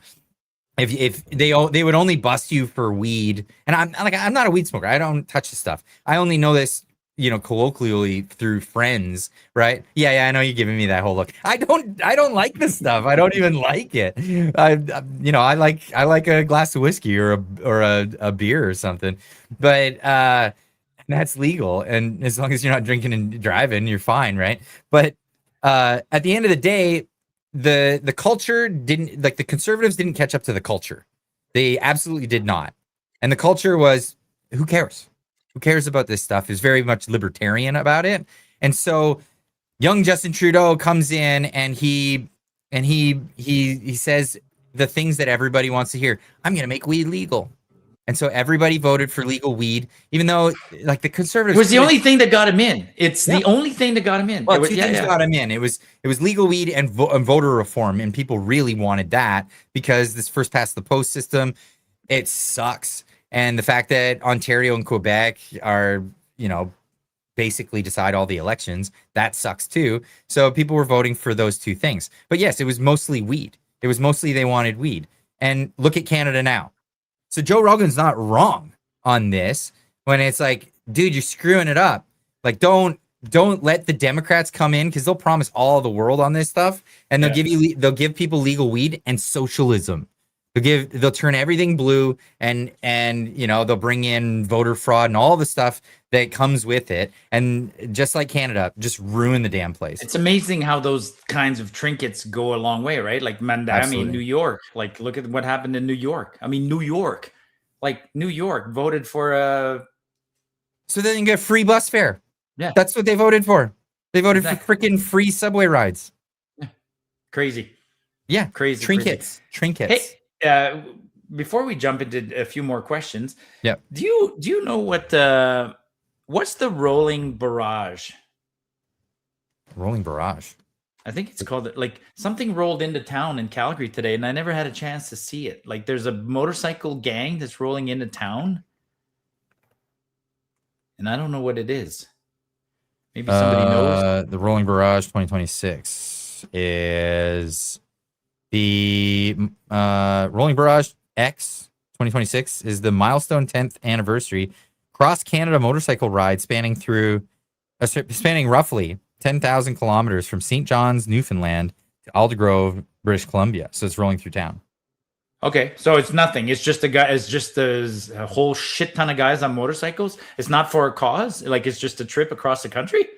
That's what it sounds like. Maybe somebody can provide a comment for it, but let's look into core purpose for fosters inclusivity and raises operational support funds for active military veterans. Oh, cool. Okay. Emergency services and safety personnel. Okay. Well, they rolled into town today with a huge, it's like, wow, impressive. Like, like 500 motorcycles rolled into town. Wow. That's a long trip. I bet you a lot of them, they'll just do like a section of the trip. Just join the barrage and then go in for a motorcycle guys are a crowd of their own, right? What's the ride that they love to do? Like they go down to Sturgis and whatnot. Guys, the motorcycle community loves to ride. If somebody says, hey, guys, we're going cross country, you in? I'm not surprised that some guys would say, absolutely, I'm in. Oh, for sure. I remember going to some motorcycle rides when I lived in Ontario. There's the Ride for Sight. That was a big one. And that was for charity. A lot of these motorcycle guys, they do stuff for charity. In fact, that's the first thing that came to mind. I thought it's got to be for something. I never had, like, it happened so fast. Like literally, I was a second late coming into the show tonight because I was doing an independence event tonight. So I left, rushed home, and then just as I was getting home, I saw it on my X feed that this thing was rolling into town, but I had no idea what it was. Cool. Wow. Okay. Cool. All right. Everyone but Marty and Clyde are still here now. That's devotion. What? There's a lot that was early on at the beginning, or no? That's right now. Unreal. All right, so let's jump into some of these chats. We got these jewels. They've been coming in. So the jewels from the mobile users. Well, thank you so much, Gwen, for the 200 jewels, and also Cal's for 1,000 jewels. Wow, that's really cool. I think that's the equivalent of $10. Really appreciate that. Thank you so much, Kevin. Am I reading this right? Stankiewicz? Stankiewicz, yeah. Okay, Kevin, thank you so much for the $5. He says, if the Canadian dollar is 30% less than the US dollar, why can't car makers still build in Canada, even with a 10% US tariff, unless Canadian taxes are too high? Canadian taxes, Canadian property, duties coming into Canada as well, right? Yeah. And I think a lot of the duties are, there's like They don't charge a ton on duties. They have like carve outs for automotive manufacturing. But you wanna know anything about the barriers to entry to Canada? Be in Canada and order something on the internet, not something from Amazon, something from a website, like something from a niche market website, and get it delivered to Canada. And when it comes in through DHL or backpack, whatever, a backpack. That's an example. I ordered backpacks. Finish your like. Yeah. You're talking about like I ordered a backpack from a nice little small shop in Minnesota, right? And custom made backpack. Yeah, you think, oh, it's only going to be, $175 American. Then I do the exchange rate. Then it gets across the border. And when it goes across the border, it goes to my post office. And then I get this big piece of paper and I got to go to the post office and I got to pay duty, excise tax. I got to pay whoever made the piece of paper $30 for processing fees. Like it's just like, yeah. So my backpack that's $175 ends up costing me like 400 Canadian. yes.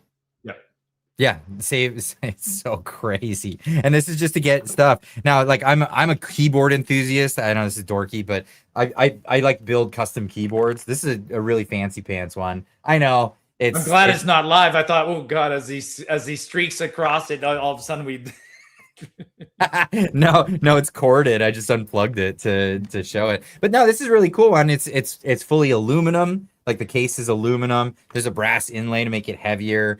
The actual key caps are ceramic.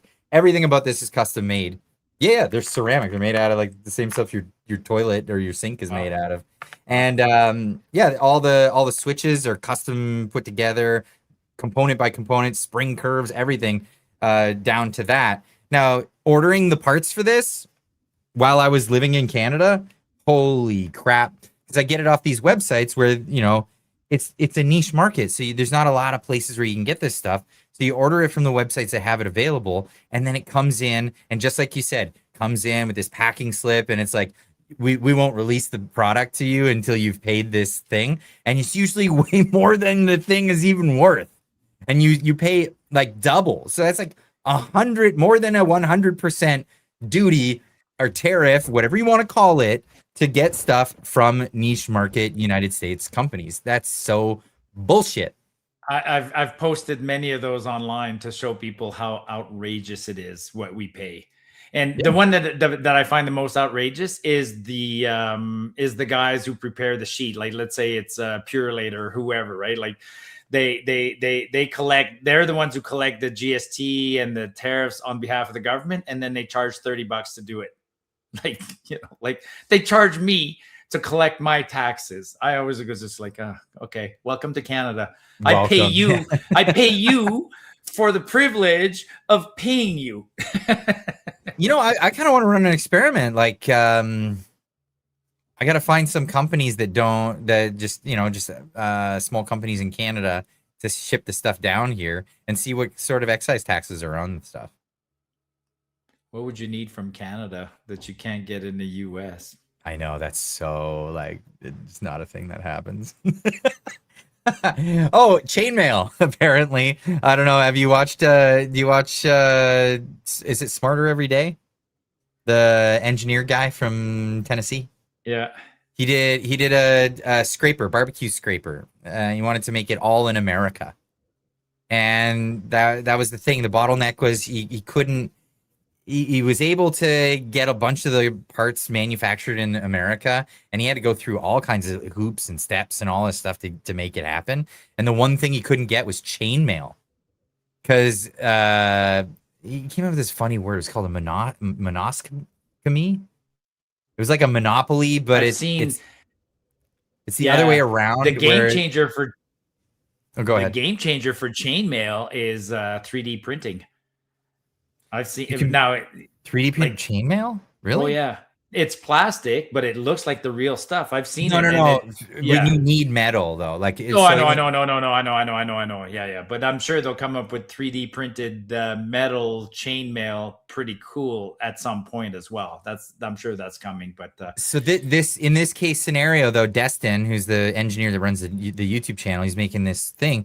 They had to make an exception to allow a Canadian manufacturer to make their chainmail, but with American wire, because they wanted to all be made in America.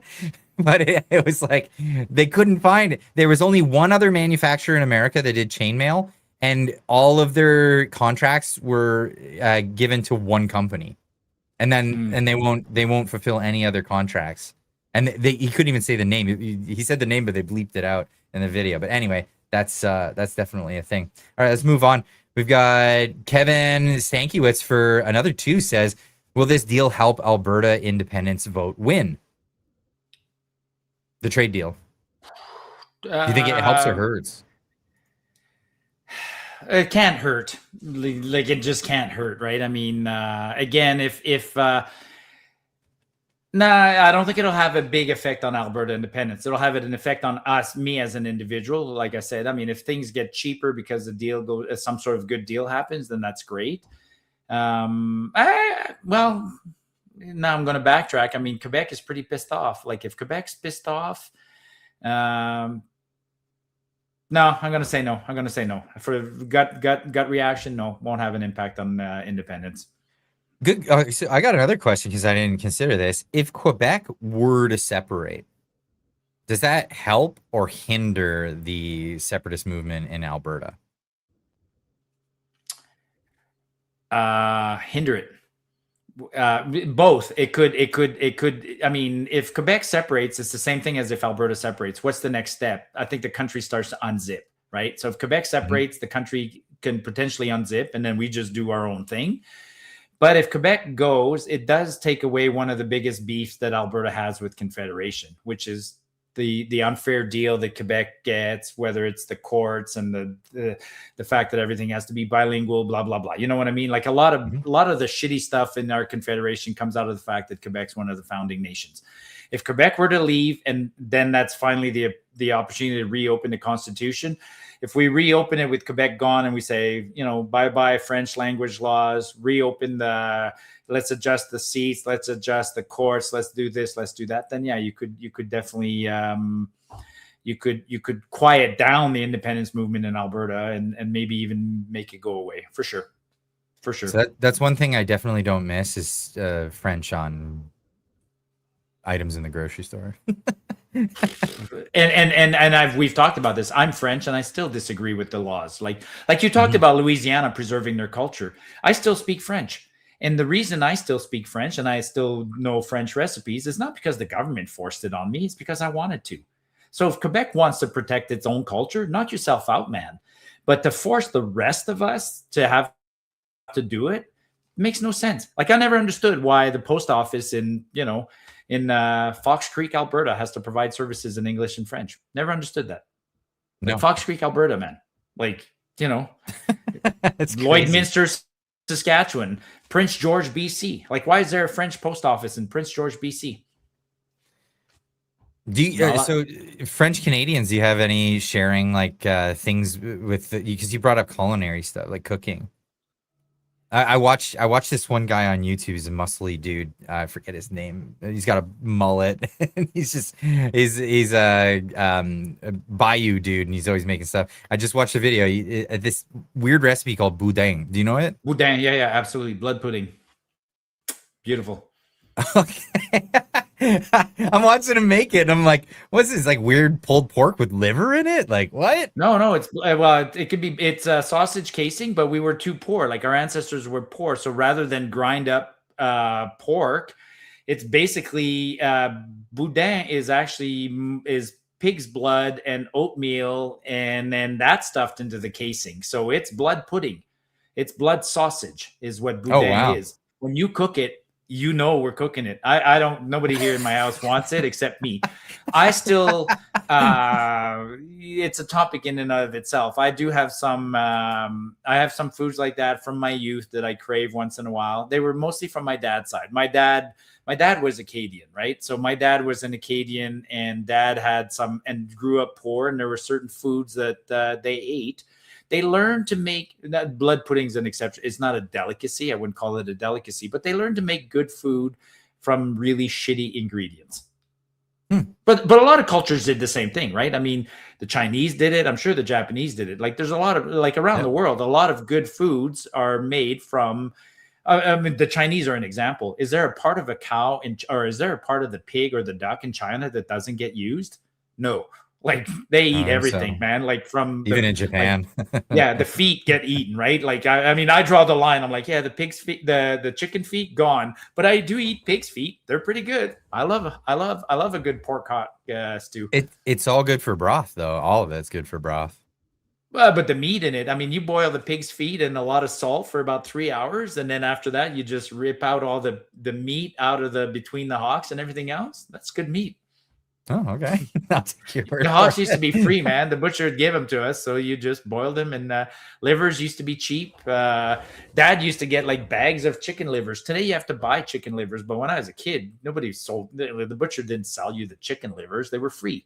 And so, if you were poor, chicken livers are especially bad for me. Like, there's if you were poor, you got a bag of chicken livers, and I'd come home and go, "Oh Christ, we're eating chicken livers." Yeah, you can smell it. Holy cow! I tried once. My wife's like, because I can cook, and she's like, can you try to make something with chicken liver? I heard it's really healthy, and I gave it a go, and it was not good. My wife was fine with it. You can fry them up, just sort of fry them up and cook them. They're kind of tough that way, but we turn them into pate. Like, we turn them into a meat loaf kind of thing, and a spread that you put on bread, or a good chicken liver pate is on bread. I get a craving for that. That now that you mention it, if it was in the fridge, I'd go have it as a snack tonight. Now you just gave me a craving. So I do it with pig or beef liver, and that I can handle that. It's the chicken liver that's just got that stank to it. Yeah. Liverwurst is great. The Brits are the same way, right? The Brits had the Scots, lots of, actually boudin is popular in Scotland. They call it, that's why I call it blood pudding, because the Scots call it blood pudding. The French call it blood sausage, but it's the same sausage, thing. Yeah. You have that with like, breakfast. I mean, if you look at what a haggis is, a haggis ain't exactly it's similar to what you're describing. It's like oats and meat and onions and stuff in a sheep's stomach, and it's like it's the thing. Yeah, a nice slice of haggis on a bed of mashed potatoes with a nice little brown gravy. Gorgeous. Love that. Yeah. Or steak and kidney pie, right? Kidneys. That's good. That's good. That's another one. When you walked into the house and mom was cooking kidneys, and be like, ugh, you could smell it, right? Like, it's disgusting. But then it tastes better than it smells. It's awful, Marty. It's awful. That's why they call it that. All right, let's move on. Bromsley for 5 says, "Evening, Marty and Clyde. Just want to say, Semper Fortes, a Liberi. I think that's in. Is that Forever Strong and Free? Is that that's not French? That's Latin, right? No, it's Latin. I mean, Fortis and Libre is the Alberta motto. But Semper means forever, right? Semper Fi, Semper Fidelis. So the Marine Corps, Semper is forever, and forever strong and free. It's a separation or bust for I will always die on my feet before dying on my knees. Yeah, absolutely. Way to live. As they say. Myron ends for $20. Thank you so much. Says Melanie can get drunk on American booze while she's there. Guaranteed she won't be able to bring $50,000 of it home because it would be put on the plane overweight. Oh, that's hilarious. Yeah, she had a big scandal of like overspending on booze, right? They all do. Right? Her, the governor general, the president of the Senate. That's the latest one that they're picking on. I mean, these people have like they don't treat the money as if it was their own. Like, they just don't, right? I mean, it's and I've always said this, I'm okay, we're fine, you know, you're good on you. You got elected, you get the opportunity to do a couple of nice things. I'm not going to be critical I wouldn't be critical if one of our politicians invites a few people over and has a nice dinner and it's on us, I wouldn't care, especially if it's part of business and doing a deal. But when they're just flying from here to whatever on their way to Switzerland, and then they load up the plane with $180,000 worth of booze and get shit faced on the way there, what business is being carried on? Like none. And right? you didn't need beef Wellington. That was the other thing. Like no. You can't just have a sandwich on your flight or whatever, airplane food, regular stuff. Yeah, no, it's extravagant. It's way over the top, and it's a double standard, right? I mean, wasn't it Stephen Harper's administration was taken down by a $12 glass of orange juice? Yep. Well, not totally taken down, but Bev Oda definitely resigned over it for sure. It's crazy. The double standard's just outrageous. But that's the thing. If it wasn't for double standards, they wouldn't have any standards at all. They love to take your standards and what it is that you hold up and hold dear, and then they hold you to those standards. But they don't live up to those standards whatsoever. So when you criticize them for it, they're like, yeah, whatever, keep talking, pal. They don't give a crap at all. We've got Jevon for $13.99 says, elbows don't understand that they were played from the beginning, Clyde. Can you explain and make a clip about the Chinese protectionism? Production protectionism. So if I'm understanding what you're talking about, it's this idea of like the US is calling it smuggling. It's like the Trojan horse, basically. Canada has become the Trojan horse. Is that what we're talking about? How the Chinese are able to do their production. They're able to circumvent tariffs into the United States by bringing them into Canada. This is what a lot of countries have been doing for a very long time. This is one of the biggest criticisms that the United States has had with Canada when it comes to trade as well. You know, it wasn't one of the top ones on the block for, publications and stuff, but this was a big issue, and it was brought to the forefront by Greer and Lutnick and a number of members of the Trump administration involved in these negotiations. But yeah, hey, Canada's breaking the rules on so many levels, and it's just absolutely ridiculous. Hey, did Trump get a new press secretary? Yeah, Carolyn Leavitt, she stepped down. I haven't seen the new one yet. Okay, so it wasn't a rumor. She stepped down. Yeah, but she stepped down because she a family thing. Okay, yeah, no, I mean, I'm sure there's a valid reason. She didn't get fired or anything like that. She became a mom again for the second time. Is that what it is? Or yeah, I believe that's what it was. Yeah. She took a leave. Like, I think maybe by the time she would be scheduled to come back, it would be like almost done. That's too bad. She was a pistol. I loved her. She's amazing. She's amazing. Yeah. I don't think she's going to be completely out of the picture, though. Oh God, she'll come back in some other administration or do some other role or whatever. Actually, that's the other interesting thing. The rumors that Trump might run again, like, park that one. I can't see that ever happening. But I think it's funny though. Yeah, I think it's funny to tease it and get lefties all freaked out about it and angry and all that stuff. I don't have it behind me, but it's related to this. Ray, my youngest, is going back to university, right? So we're packing him. He came to live with us for 8 months, so now he's going back to university to finish his last semester of school. And I was helping him pack. He had a Trump 2020 flag in his office, in his room. I'm like, I've never been in here. I've never seen this, Ray. What the hell did you get this Trump? I'm taking this. This is your fee for living with me for the last 4 months. Oh, I love it. A Trump 2020. Yeah. Oh, wow. An OG one. That's amazing. Yeah. That's really cool. Yeah. So the 2028 thing, I think it's funny. It's funny to get people riled up about it. It's like the 51st state thing. Get people riled up. They get angry. They freak out. Let them do that. Who cares? Then the other aspect of it is people are saying, like, they got to close the loophole, because the other thing was that they were saying they were going to run a Vance Trump ticket. So Trump would be the vice president, and then and then he's effectively the president, and then the vice president could like resign, and then Trump would become the president again because he's, and they're calling it the loophole. Oh, I want to, but actually, that sounds cool. I want to hear a constitutional lawyer talk about that. That sounds like that could be legit. It could be, but I mean, Trump's 80, right? Yeah. I mean, he's. Boy. I don't think he's going to do another 8 years. It's just not a thing. But of course, Trump, as much as you some people hate it, no matter what, Trump is an effective spokesperson for the Republican Party at this point, and he always will be, as long as he's around. So and you can say, oh, you're not supposed to do that. Yeah, well, Barack Obama did it. I mean, Barack Obama was the president when Biden was in office. Let's just be blunt about that.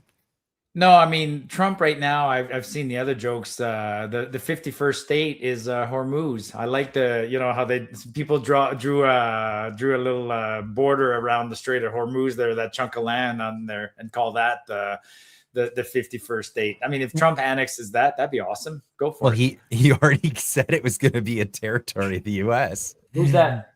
Karen, can you do me a favor? Sorry. Yeah, go for it. Hey.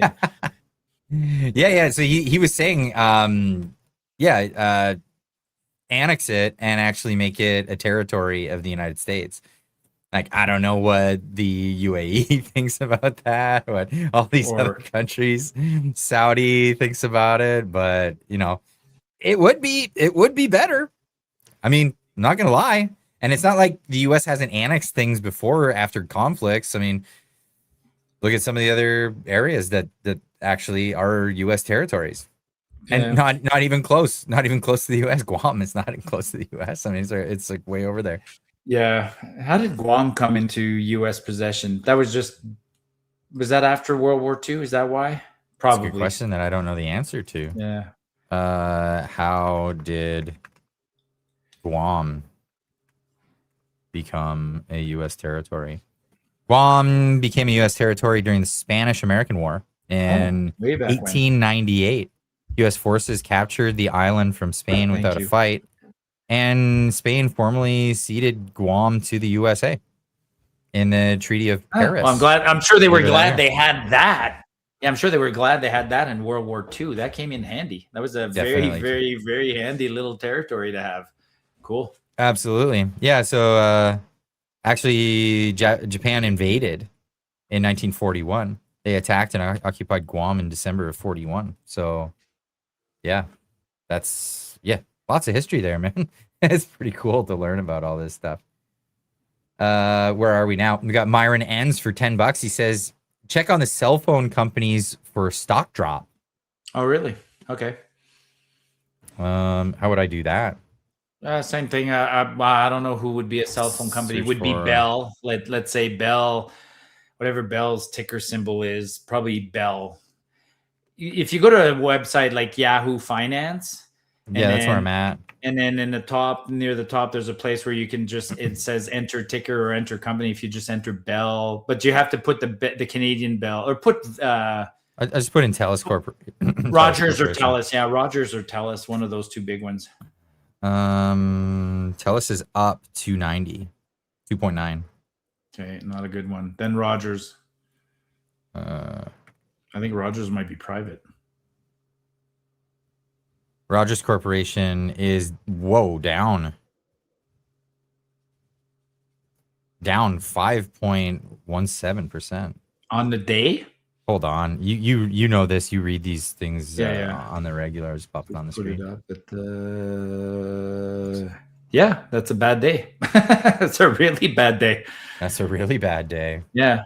Okay. Yeah, that could be. I saw a post on that the other day. You're right. I mean, we are definitely the highest cell phone rates in the G7. Like, not even close. Like, we're so far up there, and it's barely come down. Whereas every other nation's brought down their costs. I mean, that is a super frustrating thing. Like, you travel almost like we invented telecommunications. We invented the cell.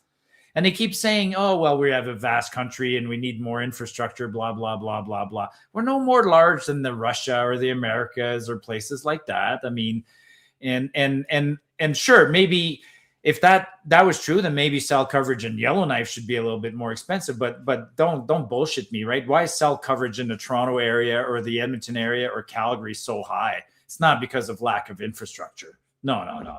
Nope. Like it's, you know, we're no more isolated than than other places. No, but in America, there's like fly-by-night companies that they'll prop up. You know, you have these new cell phone providers that'll come in, and then they'll enter the market, try to compete. Sometimes they win out, sometimes they fail. You know, but they come in and they offer cheaper rates. But are they putting up all their entire own infrastructure? No, they're renting the airwaves off of other cell providers. Okay, there's a pattern. I just got curious today because while I was talking about this, so Air Canada today dropped 2.37%. So okay, so that what these drops are telling me is what is the most logical thing, which is Canada's opening up. Canada's opening up. Trump said, like, I'll tariff the shit out of you. I'll tariff the shit out of you, and we're like, oh, okay, we'll fight you. No, you can't. If he tariffs the shit out of us, which he was doing, I'll tariff you 50%. Nobody in the U.S. will buy your stuff. Trust me, if I tariff you 50%, Ford will shut down the plant in Ontario and open one in Tennessee. They're already doing that, Marty. They're already doing that. Air Canada will, when you fly when Air Canada wants to fly to Florida, it'll cost you an arm and a leg, and you won't be able to afford to fly to come see us. And I don't care. So I lose a bunch of, you won't be able to go to Vegas. I'll squeeze the shit out of you. He won. Mm-hmm. Plain and simple. I mean, he won. But he won, but so did we. Right? Did you and I lose? No. If cell phones come down, if air travel comes down, if chicken comes down and milk comes down, you and I didn't lose. Maybe the guy who owns the airline company loses a few bucks. Maybe the guy who owns the farm in Quebec loses a few bucks. But maybe those guys that have been raking in record profits can take a hit. Yeah. Finally. Exactly. And compete on the open market with other companies that have been banned essentially from the Canadian market. Yeah. Absolutely. Ooh, Trump squeezed us, and in return, I get 10% cheaper cell phone. Wow. I mean, when you put it that way, Marty, it sounds like maybe it was all something that Canada should have just done in the first place. So you could have, you could have had it, right? all of this from the beginning. Could have had all of it. Yep. Like I said, it's exactly like I said. You know, you're getting free Wi-Fi from your neighbor because your neighbor hasn't put a Wi-Fi password on his thing, and you're getting free Wi-Fi. And suddenly one day you go, "How come I'm not getting free Wi-Fi?" And you knock on the door and you go, "Clyde, what'd you do? You put a password on the Wi-Fi?" It's like, "Yeah, it's my Wi-Fi." Well, that's not fair. Get your own Wi-Fi, Marty, or pay me. Okay, I'll make you a deal, Clyde. Instead of getting it for free, how about I give you $10 a month for the Wi-Fi? Win-win. No, Marty, because if you don't give me that free Wi-Fi, I'm gonna put, I'm gonna put bad stuff on your grass and ruin it. Whatever. You know what I mean? Yeah. But that's like, it's a funny story. But that's kind of what happened, right? Yeah. Donald Trump said, "I'm paying for your defense, and I'm not doing that anymore. And I'm subsidizing your cheap cars." Like, we're building, like, again, folks, like when I heard people say we're building cars in Ontario or whatever, we're assembling cars. First of all, we're certainly not designing cars. Like, do you know how much benefit we're getting from the U.S. when an Ontario plant builds whatever Ford F-150s? They're designed in the U.S. They're engineered in the U.S. They're promoted. They're advertised. They're fundamentally built there. And when we assemble them there, we get a huge benefit for having done what? Hardly anything. And now he said, "Well, I'm going to put an end to that." And we said, "Oh, but that's not fair." It's a wake-up call. That's all it was. Yeah. Like, we got mad for somebody shutting off the Wi-Fi, putting a password on a free Wi-Fi. Yes. And what did Canadians pay for the temper tantrum? Probably the entire automotive industry. Yep. None of that would have happened. I don't think Trump would have gone so hard if Canada would have just went, okay, yeah, sure, I'll take care of the fentanyl thing. I'll take care of that. I'll take care of we'll do some military spending. We'll buy a bunch of bullets from your manufacturers or whatever. I need 18 F-16s. Give me 16 F-18s, whatever. Yeah. Just buy the stuff.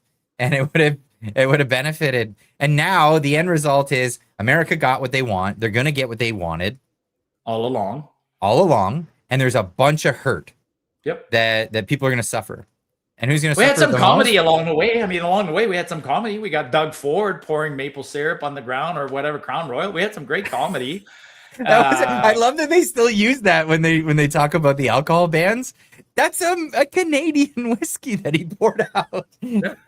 It wasn't even American whiskey. He was punishing Crown Royal, a company out of Manitoba that shut down a bottling facility. Why? Likely because it became counterproductive to bottle it in Ontario and then ship it over per bottle when they could have just ship it over per barrel and then have it bottled in the US for the US market.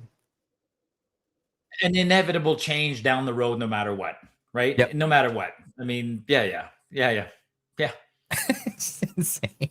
I mean, I hope there are a couple of victims out of this. I hope Carney is a victim. I don't think he will be. It's weird. Like, no. I mean, they're already defending him. I think Doug Ford will be a victim out of this. I think David Eby David Eby is going above and beyond. I mean, David Eby doesn't even need Trump or anybody else. Eby is like, he's a whole special breed of retard. So David Eby really doesn't want his connections with China to come out. David Eby does not want Trump to have the federal government policing fentanyl in Canada. It's a huge thing. The triads work out of British Columbia. They work with the Mexican cartels to create fentanyl in the province and ship it to. I've argued this with Alex Zoltan. It doesn't go into the U.S. There's hardly any that goes into the U.S. It's going to Asia. It's going to Europe. It's going all over the place. It is a massive, massive thing. And listen, as the U.S. starts to clean up the situation that's happening with fentanyl in America, where do you think the void is going to get filled by? The massive amount of stuff that's being made in Canada. Of course, they want to clean that up. Yeah. Absolutely. Yeah. And David Eby's behind that, and he doesn't want any of that happening. So he's rallying the useful idiots again, and that's it. Useful idiots. Like who's gonna suffer over this? Do you think retired boomers in Ontario are going to suffer over this? Likely not. Who's going to suffer? People in the workforce today. People in Southwestern Ontario that work in the automotive sector that's been largely shutting down and moving to the United States. Those places, it's not that they're nothing else is going to move in there, but it's not going to be the lucrative jobs that were there before. And that sucks. Yep. And what happens? That's going to cause a displacement in a lot of these towns. A lot of people end up having to figure something else out. I mean, similar things happened to Algoma Steel. I remember my dad working for Algoma Steel back in the day in Sault Ste. Marie, Ontario, when I was a kid. And work dries up. You gotta move. That's why we didn't live there anymore. You know what I mean? It's Trump's going to be awesome. I joked. Now we're back. I mean, it is going full circle. Remember 3 years ago, I'm like, oh, I hope the Americans come save us. Then 2 years ago, I was like, oh God, nobody's going to come save us. And then now I'm back to, okay, maybe inadvertently. I did say it once in a while. I used to think, okay, Trump will accidentally save us. Along the way, he had a few weird moments, but I think ultimately Trump will save us. He will act as that wake-up call. I mean, there are unless especially if some of the promises that have been made in the last few years materialize. I still, time is, part of me in the back of my mind says that some of these promises are so long-term that they are counting on Trump not being there in 2 years. And then these things will all disappear, right? Like, will we build a a pipeline? No, not if Trump were. If Trump were to leave tomorrow morning, a lot of the deals that Carney's been announcing would just disappear. Yeah. Yeah, I'm Yes. hopeful. I'm hopeful as well. I think a lot of the things that Trump's doing are going to benefit Canadians in the short term and long run. And I think, yeah. and I've said this before, I think that Canada made some large mistakes by trying to play trade protectionism for so long, create like a parallel economy that's shut off from the U.S. Should never have done that. Should have opened up to the idea of just having a lot more fair trade with the United States, and a lot of these problems wouldn't even be an issue right now. So that's the Yeah. adjustment that Canadians are going to have to make based on pent up economic movement. But if things genuinely open up and actually work that way, business will bounce back quickly. And I think as long as the Liberals don't have any other thing that gets in the way of Canadians being able to do business and commerce, I think things will be very good. I mean, wanna ultimately, think about how strong. Like Trump has said it himself, right? Trump talks about this, like how strong North America could be if we were just strong allied partners, like just strong partners, like Yes. you know, that respect each other. If we had a guy in Ottawa who truly respected Trump and just listened to him and worked out good deals with him, man, win-win. Like we're talking win-win. It's so easy for a win-win between our two countries right now. But we were so close to the. Who has to lose for the win-win? All the cronies Yes. that have put themselves in a position in Canada that do not want to give up their market share. They don't want to give up their privilege. And Trump is actually saving Canadians from cronyism as we speak. And I don't think that there's enough appreciation for that. And people need to say, thank you, Mr. Trump. This was a good chat tonight. This was a good chat. It jogged the memory. We had a good chat today. I think now I'm making sense of it. At the beginning of the show, I was like having a hard time making sense of what happened today and what's going to happen in the coming days. Mm-hmm. But now piecing it back together, I mean, I just looked while you were talking. I went and looked at the stock exchange. The freaking banks and the insurance companies in this country took a beating today. A beating. That's good news. I like that. I'm really happy about that. Yeah. Now they'll turn around and they'll beat the shit out of us for a little bit longer, right? Like the insurance companies will call us and go, oh, like 30% wasn't enough. We're going to have to, like, when they don't take a loss, right? That's what happens. The Canadian companies don't take a loss. They get bailed out or they hit the poor damn consumer. Like we face that. But if the market opens up, then they have no choice. I mean, that's what I had a nasty argument with my insurance company. I don't think we talked about this, but I talked about it. I talked about it on my show on the Western Standard. I mean, my insurance company was just up and down on me going, well, we have to increase rates. We took a big loss last year. I'm like, because you're insuring bad people.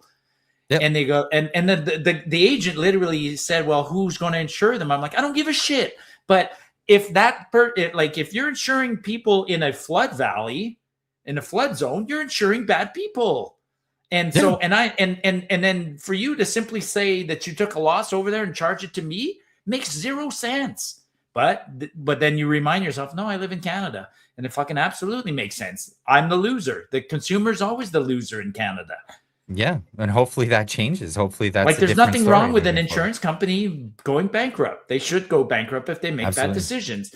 And if you're uninsurable, then change your behavior. Like I mean, in Canada, if you were a TD Canada Trust customer and they came to you and they said, "Oh, sorry, we had a really bad fiscal year this year because of that, we're gonna have to up the rates on your credit card and a little bit on your bank account and just like nickel and dime you," and they turn around and say, well, perhaps it's because you were fined $3 billion by the U.S. government for fucking money laundering. Yeah. Sorry for the F-bomb, but like no, but you're right. Nothing changed when they got charged with money laundering. The only people who paid for that were the shareholders, the people who own the companies. Yeah, I know that's a great example. Unbelievable. Anyway, before we get back to some of the chats here, I'm jumping way ahead here because a couple of pretty big donations here. Thank you so much to Myron Enns for gifting 10 memberships to the channel. That's absolutely fantastic. Thank you so much. If you got one of these memberships, be sure to thank Myron in the chat because that's incredible. Thank you so much. And also, Philip gifting 5 memberships to the channel. Thank you so much. That's really incredible. Really appreciate that. It's very generous of you, and everybody who got a membership because of that, give a big old thank you to Philip, because that's right out of his pocket for the channel and for all of you. That's really fantastic. Awesome. Thank you. Awesome. Yeah. And then I have to find where I was in the chat. Luckily, we're almost done, right? You were back to a couple of yeah, right here. We're at Milo Nexus for 2 says ICBC is overpriced and terrible base insurance in BC. That's not to mention they got rid of the tort system, and now it's no fault insurance. And basically, if you get in an accident, you are screwed. Yeah, get yourself some real solid insurance, because you can't sue people. You can't sue people if they hit you and go after them in a court of law, even if they're negligent. It's just not able to. Terrible. I don't know if there's anything else to add to that, Marty. I don't know ICBC very well, so. Be Big 420 for 2. So I just laugh at the name. Says, you guys are great. East Coast tanker ban.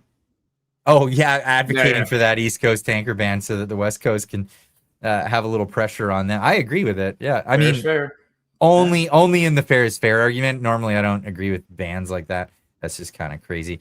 Myron ends for 10 joules. I guess he's on a mobile phone watching. And Winiska with another 10 joules. Awesome. Thank you so much. Myron ends with a 5, says head cheese. That's kind of we were talking about weird foods, right? And right. I can't remember. Sweetbreads and head cheese, are they the same or they're not the same, right? Which one is head cheese? Head cheese. Which one is pancreas and which one is the stomach? I think head cheese is the stomach and sweetbreads is pancreas. No, I'm pretty sure head cheese is the, like, you boil the head and the brain and all of that stuff, and like all of the collagen kind of rises to the top. You scoop that off, and then you Google head cheese real quick. I thought it was. Okay, maybe you're right, or maybe it's one of the membranes or something. Definitely, then sweetbreads is pancreas. So head cheese is cold meat jelly or terrine. It contains no dairy and is not cheese. Cooks make it by boiling the head of a pig or calf. Gross. Okay. Using the natural collagen from the bones and skin to form a savory gelatin. The chopped meat is mixed with spices and cooked in a loaf pan. Whew. Okay, never had that. That sounds pretty interesting. It's meat jello, but it's okay. Okay. In French, that would be called an aspic. So we had the same thing. So it's an aspic. So then sweetbreads must be the pancreas, or which one are the sweetbreads? No idea. Never heard of that. Sweetbreads, I think, is the pancreas, or tripes would be the stomach, and sweetbreads would be the pancreas. So this is your head cheese. That's what it looks I've seen like. that. Yeah, I've seen that. Yeah, so it's bits of like hawk and stuff, but then with the gelatin from the boiled head. Yeah, when it's made in modern way, it's way nicer. I can't imagine boiling the whole head. That would have been disgusting, because I've done that once in my life. I boiled a head to get the skull out of a bear, and wow, did that stink. Just not recommended. Boiled brains are disgusting. But just look up sweetbread real quick. Just sweetbread. Okay, I'll look that up. Sweetbread. I think sweetbread is pancreas, I think. Sweetbread. It's just called sweetbread. Oh, yes. What? Okay, what is it? What is sweetbread? Hold on, I got pictures. Sweetbreads are culinary made of the thymus or pancreas glands of young animals like calves and lambs. Yeah, I've had that a few times. Organ meat. Yeah. Okay. It's considered a delicacy. Like, you go to fancy restaurants. Oh, is that kind of like foie gras? Foie gras is like the same idea. Fatty liver from a duck that's been force fed. So I'm not a big fan. Yeah, eating pancreas, whatever. But yep. It's all awful to me, man. It's all awful. Oh, yikes. But yeah, ugh. Yeah. I mean, people eat all kinds of weird stuff. It's a thing. Anyway, moving on. BL Park with 10 joules. Thank you so much for that. Myron Ends with another 20. Super generous tonight. Thank you so much, Myron Ends. Says make skewers out of the chicken guts and barbecue sauce. See the Philippines culture actually quite good. Mm-hmm. Chicken guts and barbecue sauce. Some cultures like that, like the Japanese are the same way, right? A lot of places, like I said earlier, some places will take a food that's not normally that sought after and turn it into a real delicacy. I mean, so that's one yakitori. I love doing yakitori, but in Japanese restaurants that do yakitori, they actually take the whole chicken and then they prep it, right? So they'll part out the chicken and then do these skewers. The skewers are the yakitori. Yeah. And it's just cooked over charcoal. Yeah. But they use everything. So it's hearts and livers, the neck and the pieces, neck, all whatever. these different bits. Yeah, and they put that on. And then, you have the thigh meat and the breast meat and the wings and all these other things, but they'll use the whole thing. And so you go into a restaurant, a lot of times it's all just Japanese, so like it's hard to read it all. And they put these boards. I've seen it's like so many. It's a classic way of doing it. They put these boards up, and it's like this is what's on the menu. And as they run out of stuff, they just take the boards off the menu, and you're just like, oh, I'll have 2 of those, 3 of those. Yeah. So at the beginning of the night, they might have 5 necks, let's say, because they killed a whole bunch of birds. But the necks go, and then they don't have a lot of necks, right? So yeah, I've seen people fight over necks on turkeys. Same thing. Like we cook the like when we get a turkey, we cook the neck and a few things like that. And I've seen people who like my friend Sean always reaches for the neck. He likes to chew on that neck and suck the meat out of the neck. I'm like, Jesus Christ, dude. You can have a nice breast, right? Like it's a lot. Like, but to each his own. Oh, I'm opened in the wrong page here. Hold on.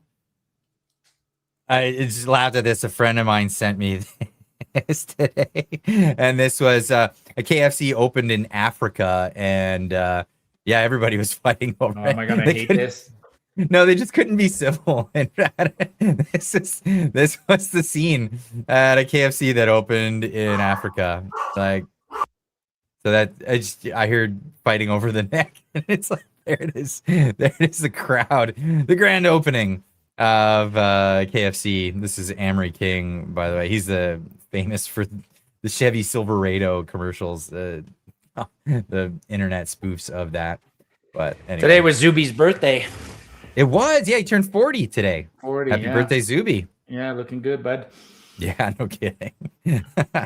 I'm trying to shape up. Got a gym membership, been going there, doing that thing. I've actually got time to do it now. Right on. Not working 10 different jobs. So doing that. All right, moving on. Philip with another 550 joules saying stay hydrated. Thank you so much. Really appreciate that. Another one, Van C guy jumping in here. Here's the one we've been waiting for the whole night for $5. Says Vancouver guy here. The tragic news from the deal was no mention of Point Roberts. It'll get in there eventually. It'll get in there. They'll get it. I have to make a post about Point Robert tomorrow. I'm writing this down. Yep. That cracks me up every time. You need a Point Robert t-shirt, Clyde. You need to add something about Point Robert to your t-shirt collection. Get a merch with Point Robert on it. Okay, yeah, UG, I'm sure you're listening. You can. We should start working on that. We'll get on that. I'm a conservative boomer. That's Trish Prue. Thank you so much for the $6.99. Really appreciate it. Says the libs can't have Sammys as no liberal woman would make one for a guy. LOL. Great show, guys. So libs. Oh, Sammy's sandwiches. Yeah, sandwiches. Yeah, Sammy's. Okay. Because no woman would make one for a liberal guy. Nope. I mean, that's just a joke that just keeps on giving. Of course, with all the liberal guys like Justin Trudeau, with people kind and all like fake feminism weirdo stuff. Yeah. In those relationships, the man makes the Sammys. But I mean, oof. And Trish Prue with a 10 joules, which is a floating heart. We really appreciate that. Thank you so much. Oh, I thought that was the end, but no, we're actually keep going here. Rick Yem, member for 19 months. Thank you so much. Really appreciate that. Says, look like you've been getting lots of sun, Clyde. Yes, I have. Absolutely. Feels good. It feels good. Lots of vitamin D as well. Hey, Clyde, what's on what's on the brim of your hat? What's that circle on it? Oh, it's the name of the company. It's yeah, it's they put that on there instead of putting the sticker that people leave on. These hats are called melon hats. Like MELIN, and they're awesome. I can't say enough about them. The brim inside is like a hard plastic, so it doesn't get all loose like some hats do. And the best part is they're fully waterproof. You can jump in the pool with this. You can go to the lake with it, go fishing, do all your stuff, and then yeah, go to the gym and get all sweaty in it, and then just take it. I was gonna say, it sounds like that'd be hot, so you don't have the mesh on the back then if it's waterproof. It's like a mesh kind of hat. Yeah. So yeah, it's like the material can get wet and it just dries up real quick. Doesn't get soggy and destroyed. Yeah. So you just wear it in the pool, and then the cool thing is like it's super easy to clean as well. So yeah, love them. Just discovered them, company out of California. They're really cool. You're laughing, what? I'm laughing at the comments coming up. There's some funny one. Yeah. Okay. Oh, in the supers. So Milo Nexus for 5 says the video you saw Justin and Katie with Xavier hold the camera, celebrating his song playing on a radio at a hardware store over the radio. You saw that video. It went viral all week. Like the one with Justin Trudeau holding the plunger and doing it. That's why they were doing that, because they heard the kid's song. It's his kid's song came over the radio. Yeah, Xavier or whoever, whatever. Let's not give it airtime. We're not giving Trudeau airtime, but yeah, see. The nepotistic child star. It's like third generation nepotism right there. Oh, he's a pop star, just like my dad got the same deal for the prime ministerial shit. That's crazy. Yeah. Ugh. Yeah, no thanks. I don't want that stuff played in my house. Brain rot music. Myron Hens for another 10. Thank you so much. Says my mom used to incorporate those things into the stuffing. So flavorful, you never noticed. Wow. Like the head cheese stuff? Yeah, or like the offal and all that stuff? Yeah. I mean, it comes as a little pack inside the turkey, right? Like when you buy a big frozen turkey, there's usually a little pouch and all those things are in there. The heart, the giblets, liver, giblets. Yeah. So yeah, chop it up and add it to the stuffing. Oh, my mom never did that. My dad would take the giblets and he'd cook them before all this stuff, and then it would be like a moment with all the guys. It'd be like, we're eating heart today. Yeah. That kind of thing. That was one of my very, very, very, very, very, very early YouTube videos, like from about 15 years ago when I was just experimenting with YouTube. I had my buddy George was filming me as I was eviscerating a bird. I just shot a chicken, a grouse, right? And you step on the wings and you turn the bird inside out, and then I had the breast in my hands, and then I removed the innards, and I had the little heart, and the little heart was still beating, and then I ate it and when it was warm. And that video stayed up for about 6 or 7 years. Didn't go anywhere. It was up for 6 or 7 years on YouTube, and eventually there was like, yeah, this is a violation of whatever. But yeah. What? That's savage. I should go find that video. I mean, I still have the video. It's not on YouTube, but I still have the video. Maybe I'll look that up tomorrow. But it was a violation because I was I don't know, eating a beating heart. Can you do that? I didn't think you could eat raw chicken stuff. Oh, you can eat all sorts of raw meat, man, especially when it's fresh like that. It's all good. I'm still Or alive. I guess it's not chicken grouse, but yeah, I'm still alive. I'm still alive. Fair enough. That's got to be weird. It's still beating. Yeah. If coyote can eat it, I can eat it. Yeah, I'll give you that. That's crazy. Wow. Awesome. We got 300 project for $2 says, how is the 225-pound bench coming, Marty? I put that graph out, I think yesterday or today. I showed it was a goal I set for myself at the beginning of the year, right? I want to bench press 225. Wow. Yeah, 45-pound plates on 2 on each side. And I'm in the 195 range right now. And for me, it's to be able to do like not just 1 rep, but I want to do like 3 reps. And so I'd say based on the trend I'm on, I'll get to 225 by January or February. So I won't make it this year, but I'll get there. Right on. Right on. Yeah. Wow. That's impressive. Yeah, really impressive. Good job. Myron Ends for 5 says, let's see Melanie make a peanut butter jam sandwich. Like those are the kind of those are legit, right? Like some of those people, maybe she has once. She wasn't a politician her whole life, but there are some people you just like Carney. I bet you Carney's never walked into his kitchen and made himself like Carney was pissed off when he was governor of the Bank of Canada or Bank of England because of something to do with that. Like he only had like $5,000 fucking food allowance or whatever. Like has he ever walked into a kitchen and made himself a peanut butter sandwich or something like that? I mean, he was pissed off because his allowance was only $5,000 a month. Man. Yeah, something like that. Like, how am I going to live on that?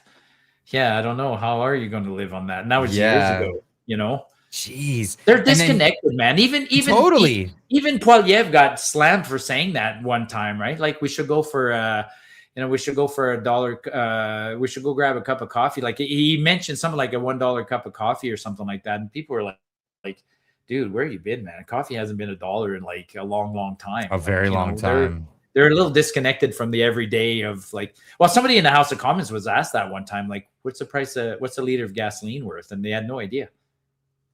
Like, that should be just like grounds for dismissal.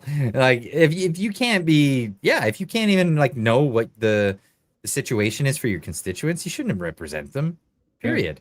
Yeah. But I guess it's up to the voters for that. That's crazy. But yeah, well, Carney was the one who was saying that. Like Carney was criticized, like said something about like $800. Like, how can the family not live on $800 in groceries? And he got lambasted for that comment. That was about 3 months ago, and people are like, $800 a month. Where you been, man?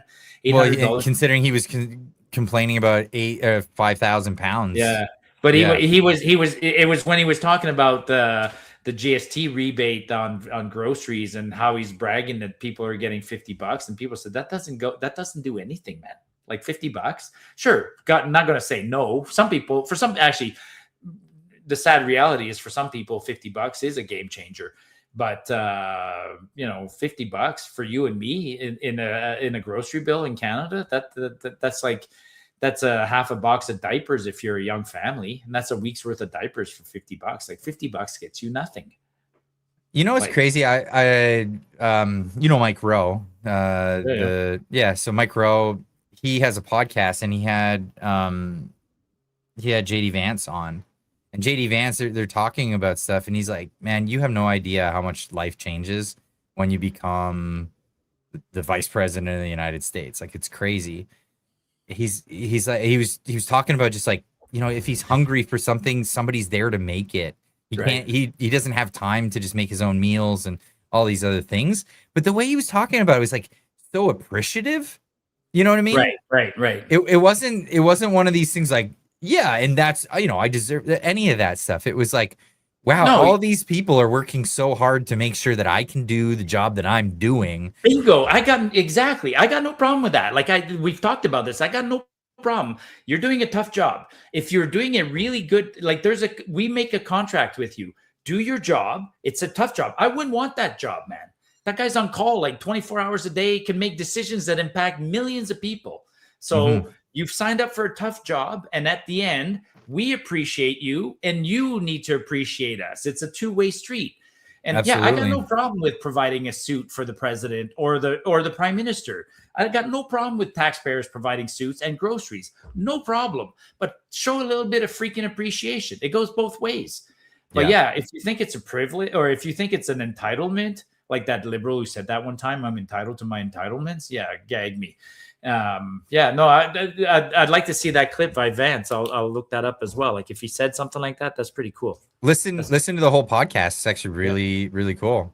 Yeah. In fact, in part of that, because they were talking about when they get into the what do they call it, when they have a bunch of cars in a line, the words a convoy or a cavalcade or a motorcade. The motorcade. So they get into the motorcade, and even in Washington D.C., where it's like it's busy, the roads shut down when they got to get across town. So they just get across town. It's the fastest thing ever. And he was commenting, he's like, so I was in the motorcade with Elon Musk the one day, and Musk even commented on it. He turned to me and he said, I can buy pretty much anything. I can't buy that. Right.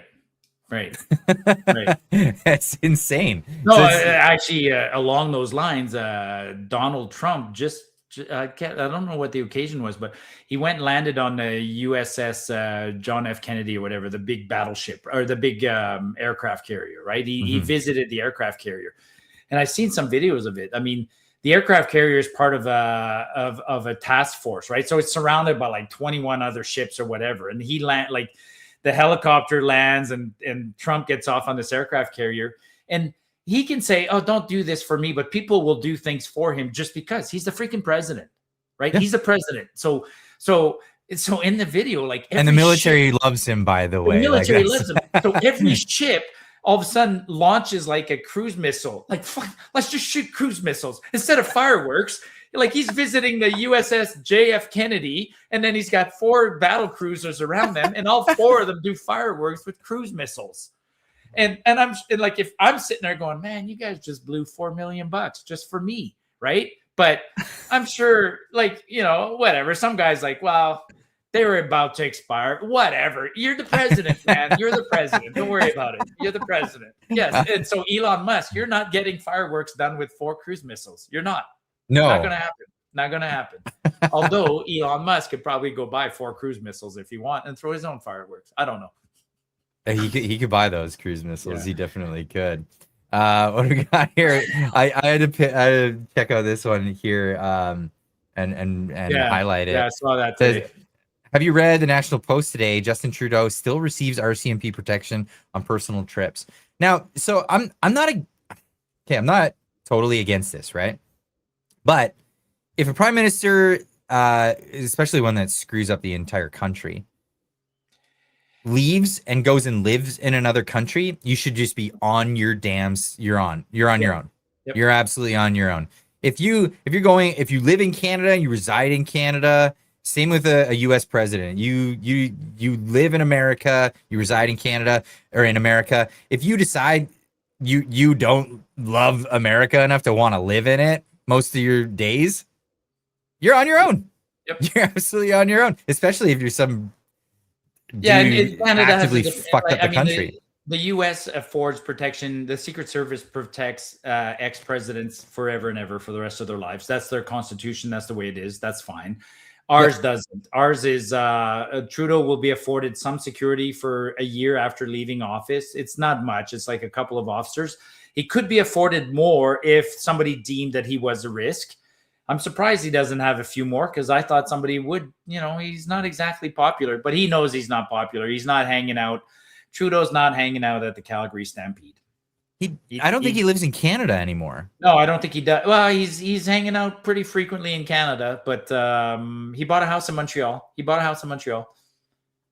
Oh, okay. Yeah. But yeah, his security. I thought he was living in America.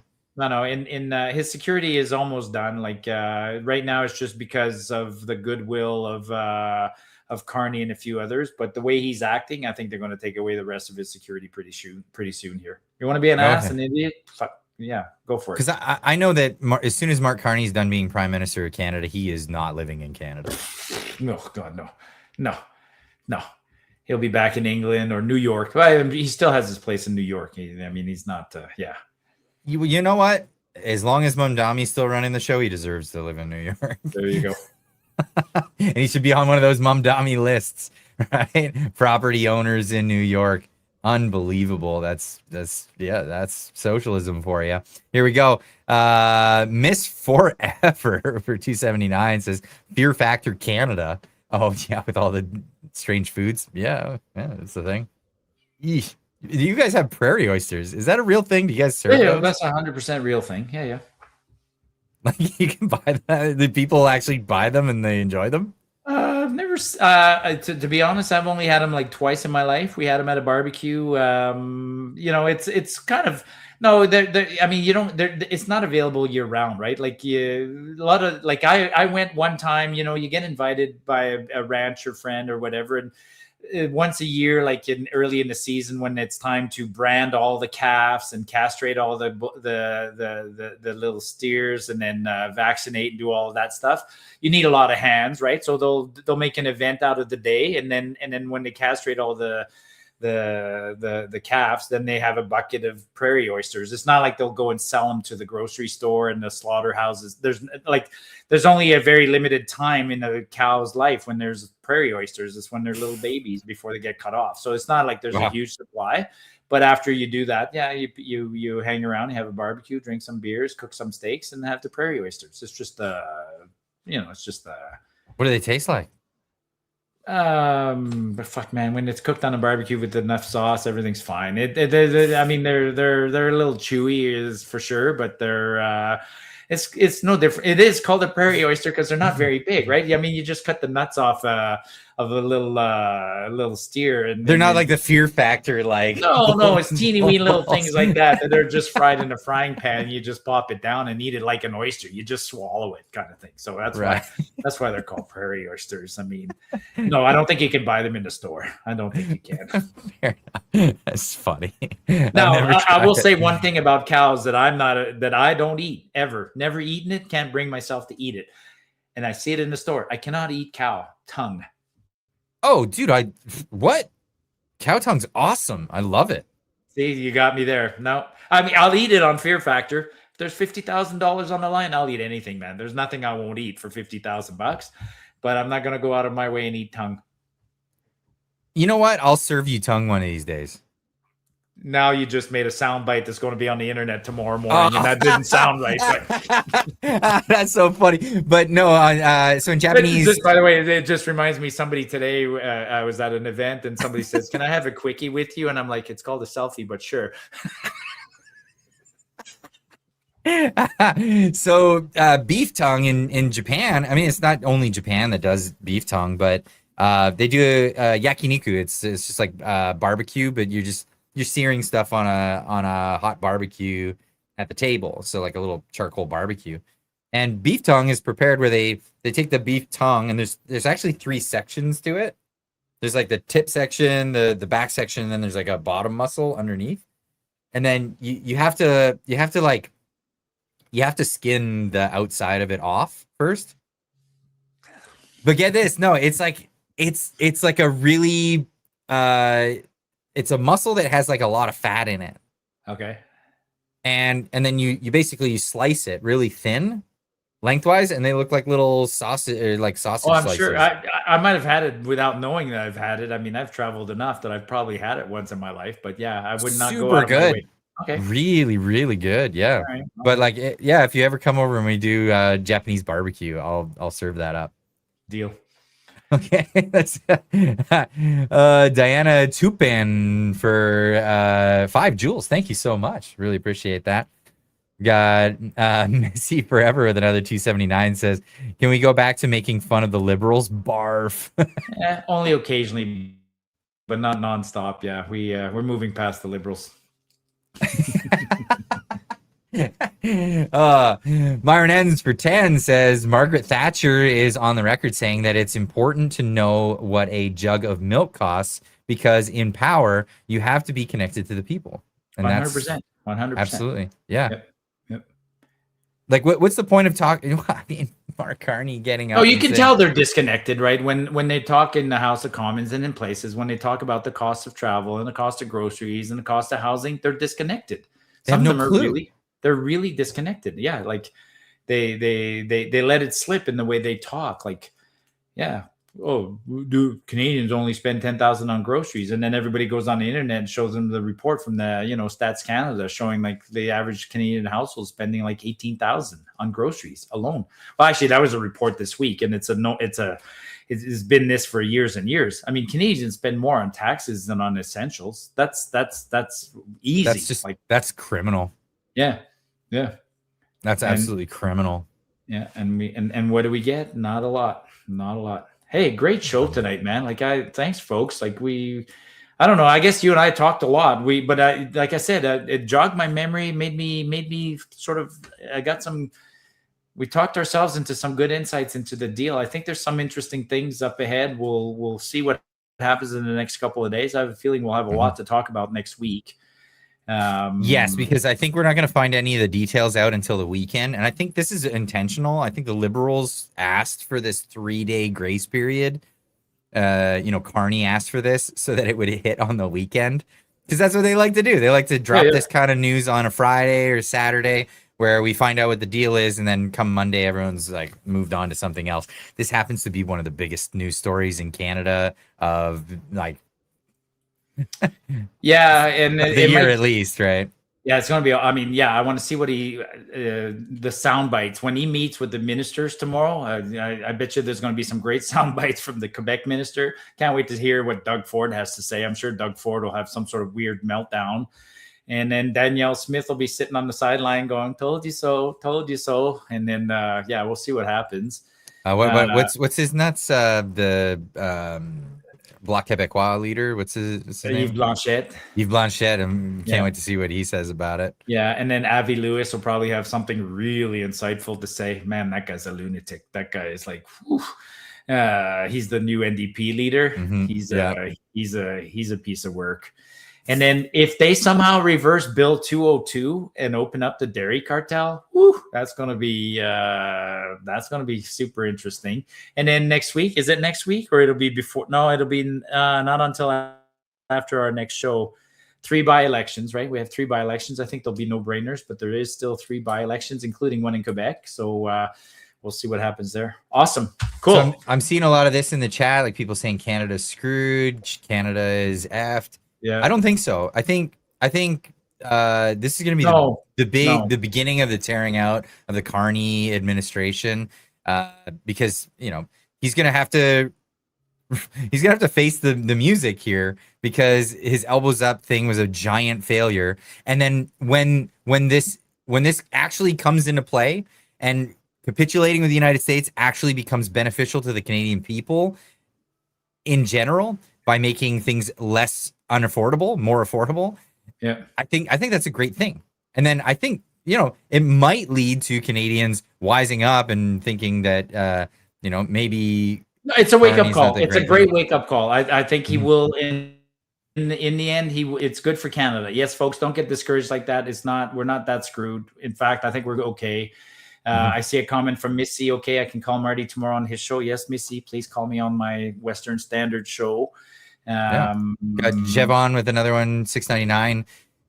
Says, I want to see what kind of story they'll drag up about Pierre on Monday to detract from the trade. Yeah, absolutely. I mean, somebody put up a joke today. It's not even funny what they're doing to Pierre. I mean, I'm not giving him any attention, just like I don't want to give Carney too much attention. Mm-hmm. But the attention that poor Pierre is giving, like how anybody can't see that. Like somebody said something the other day. I thought that's really cool. They're giving more shit to the guy applying for the job than the guy who has the job. Like, yeah, that's what they're doing. I mean, poor Pierre is being held to a really high level, and he's never had the job of prime minister. He's never done it. Nothing that's messed up in this country is Pierre's fault. Nope. All they have is that it would be worse under Pierre. I have no idea how it could get worse. I have no idea. If you seriously think it could get worse under Pierre, boy. Well, if Pierre did what they think he would do and capitulate with the United States, well, then that would have been tremendous right from the get-go. I don't think he would have done that. He said that he would have put in, retaliatory tariffs. So I think it would have been largely, again, a similar story. Maybe just not as bad. Pierre is still defending supply management. Somebody said, God, I hope he's not. Yeah. They all are, the entire political apparatus. I mean, it may take Trump to dismantle that. We got one more from Myron Ends for 10, says the libs asked for time to let things settle down after taking it in the backside. Yeah, they don't want to talk about it. That's exactly why. Unbelievable. Yeah. Yeah, and somebody else had a funny comment here too. Somebody said Trump likes to bomb things on Saturdays. So bad news comes out on Fridays. Trump likes to bomb other countries on Saturdays. I think there's a pattern there. I think yeah, we'll finish the deal on Monday. I gotta go bomb Iran. You okay with that? Yeah, I'm okay with that. Unreal. All right, everybody. Please stop with the super chats. We're gonna get going, and we'll see you guys all next week. We'll do the same time next week. Good night, everybody. Good night, everyone. Cheers.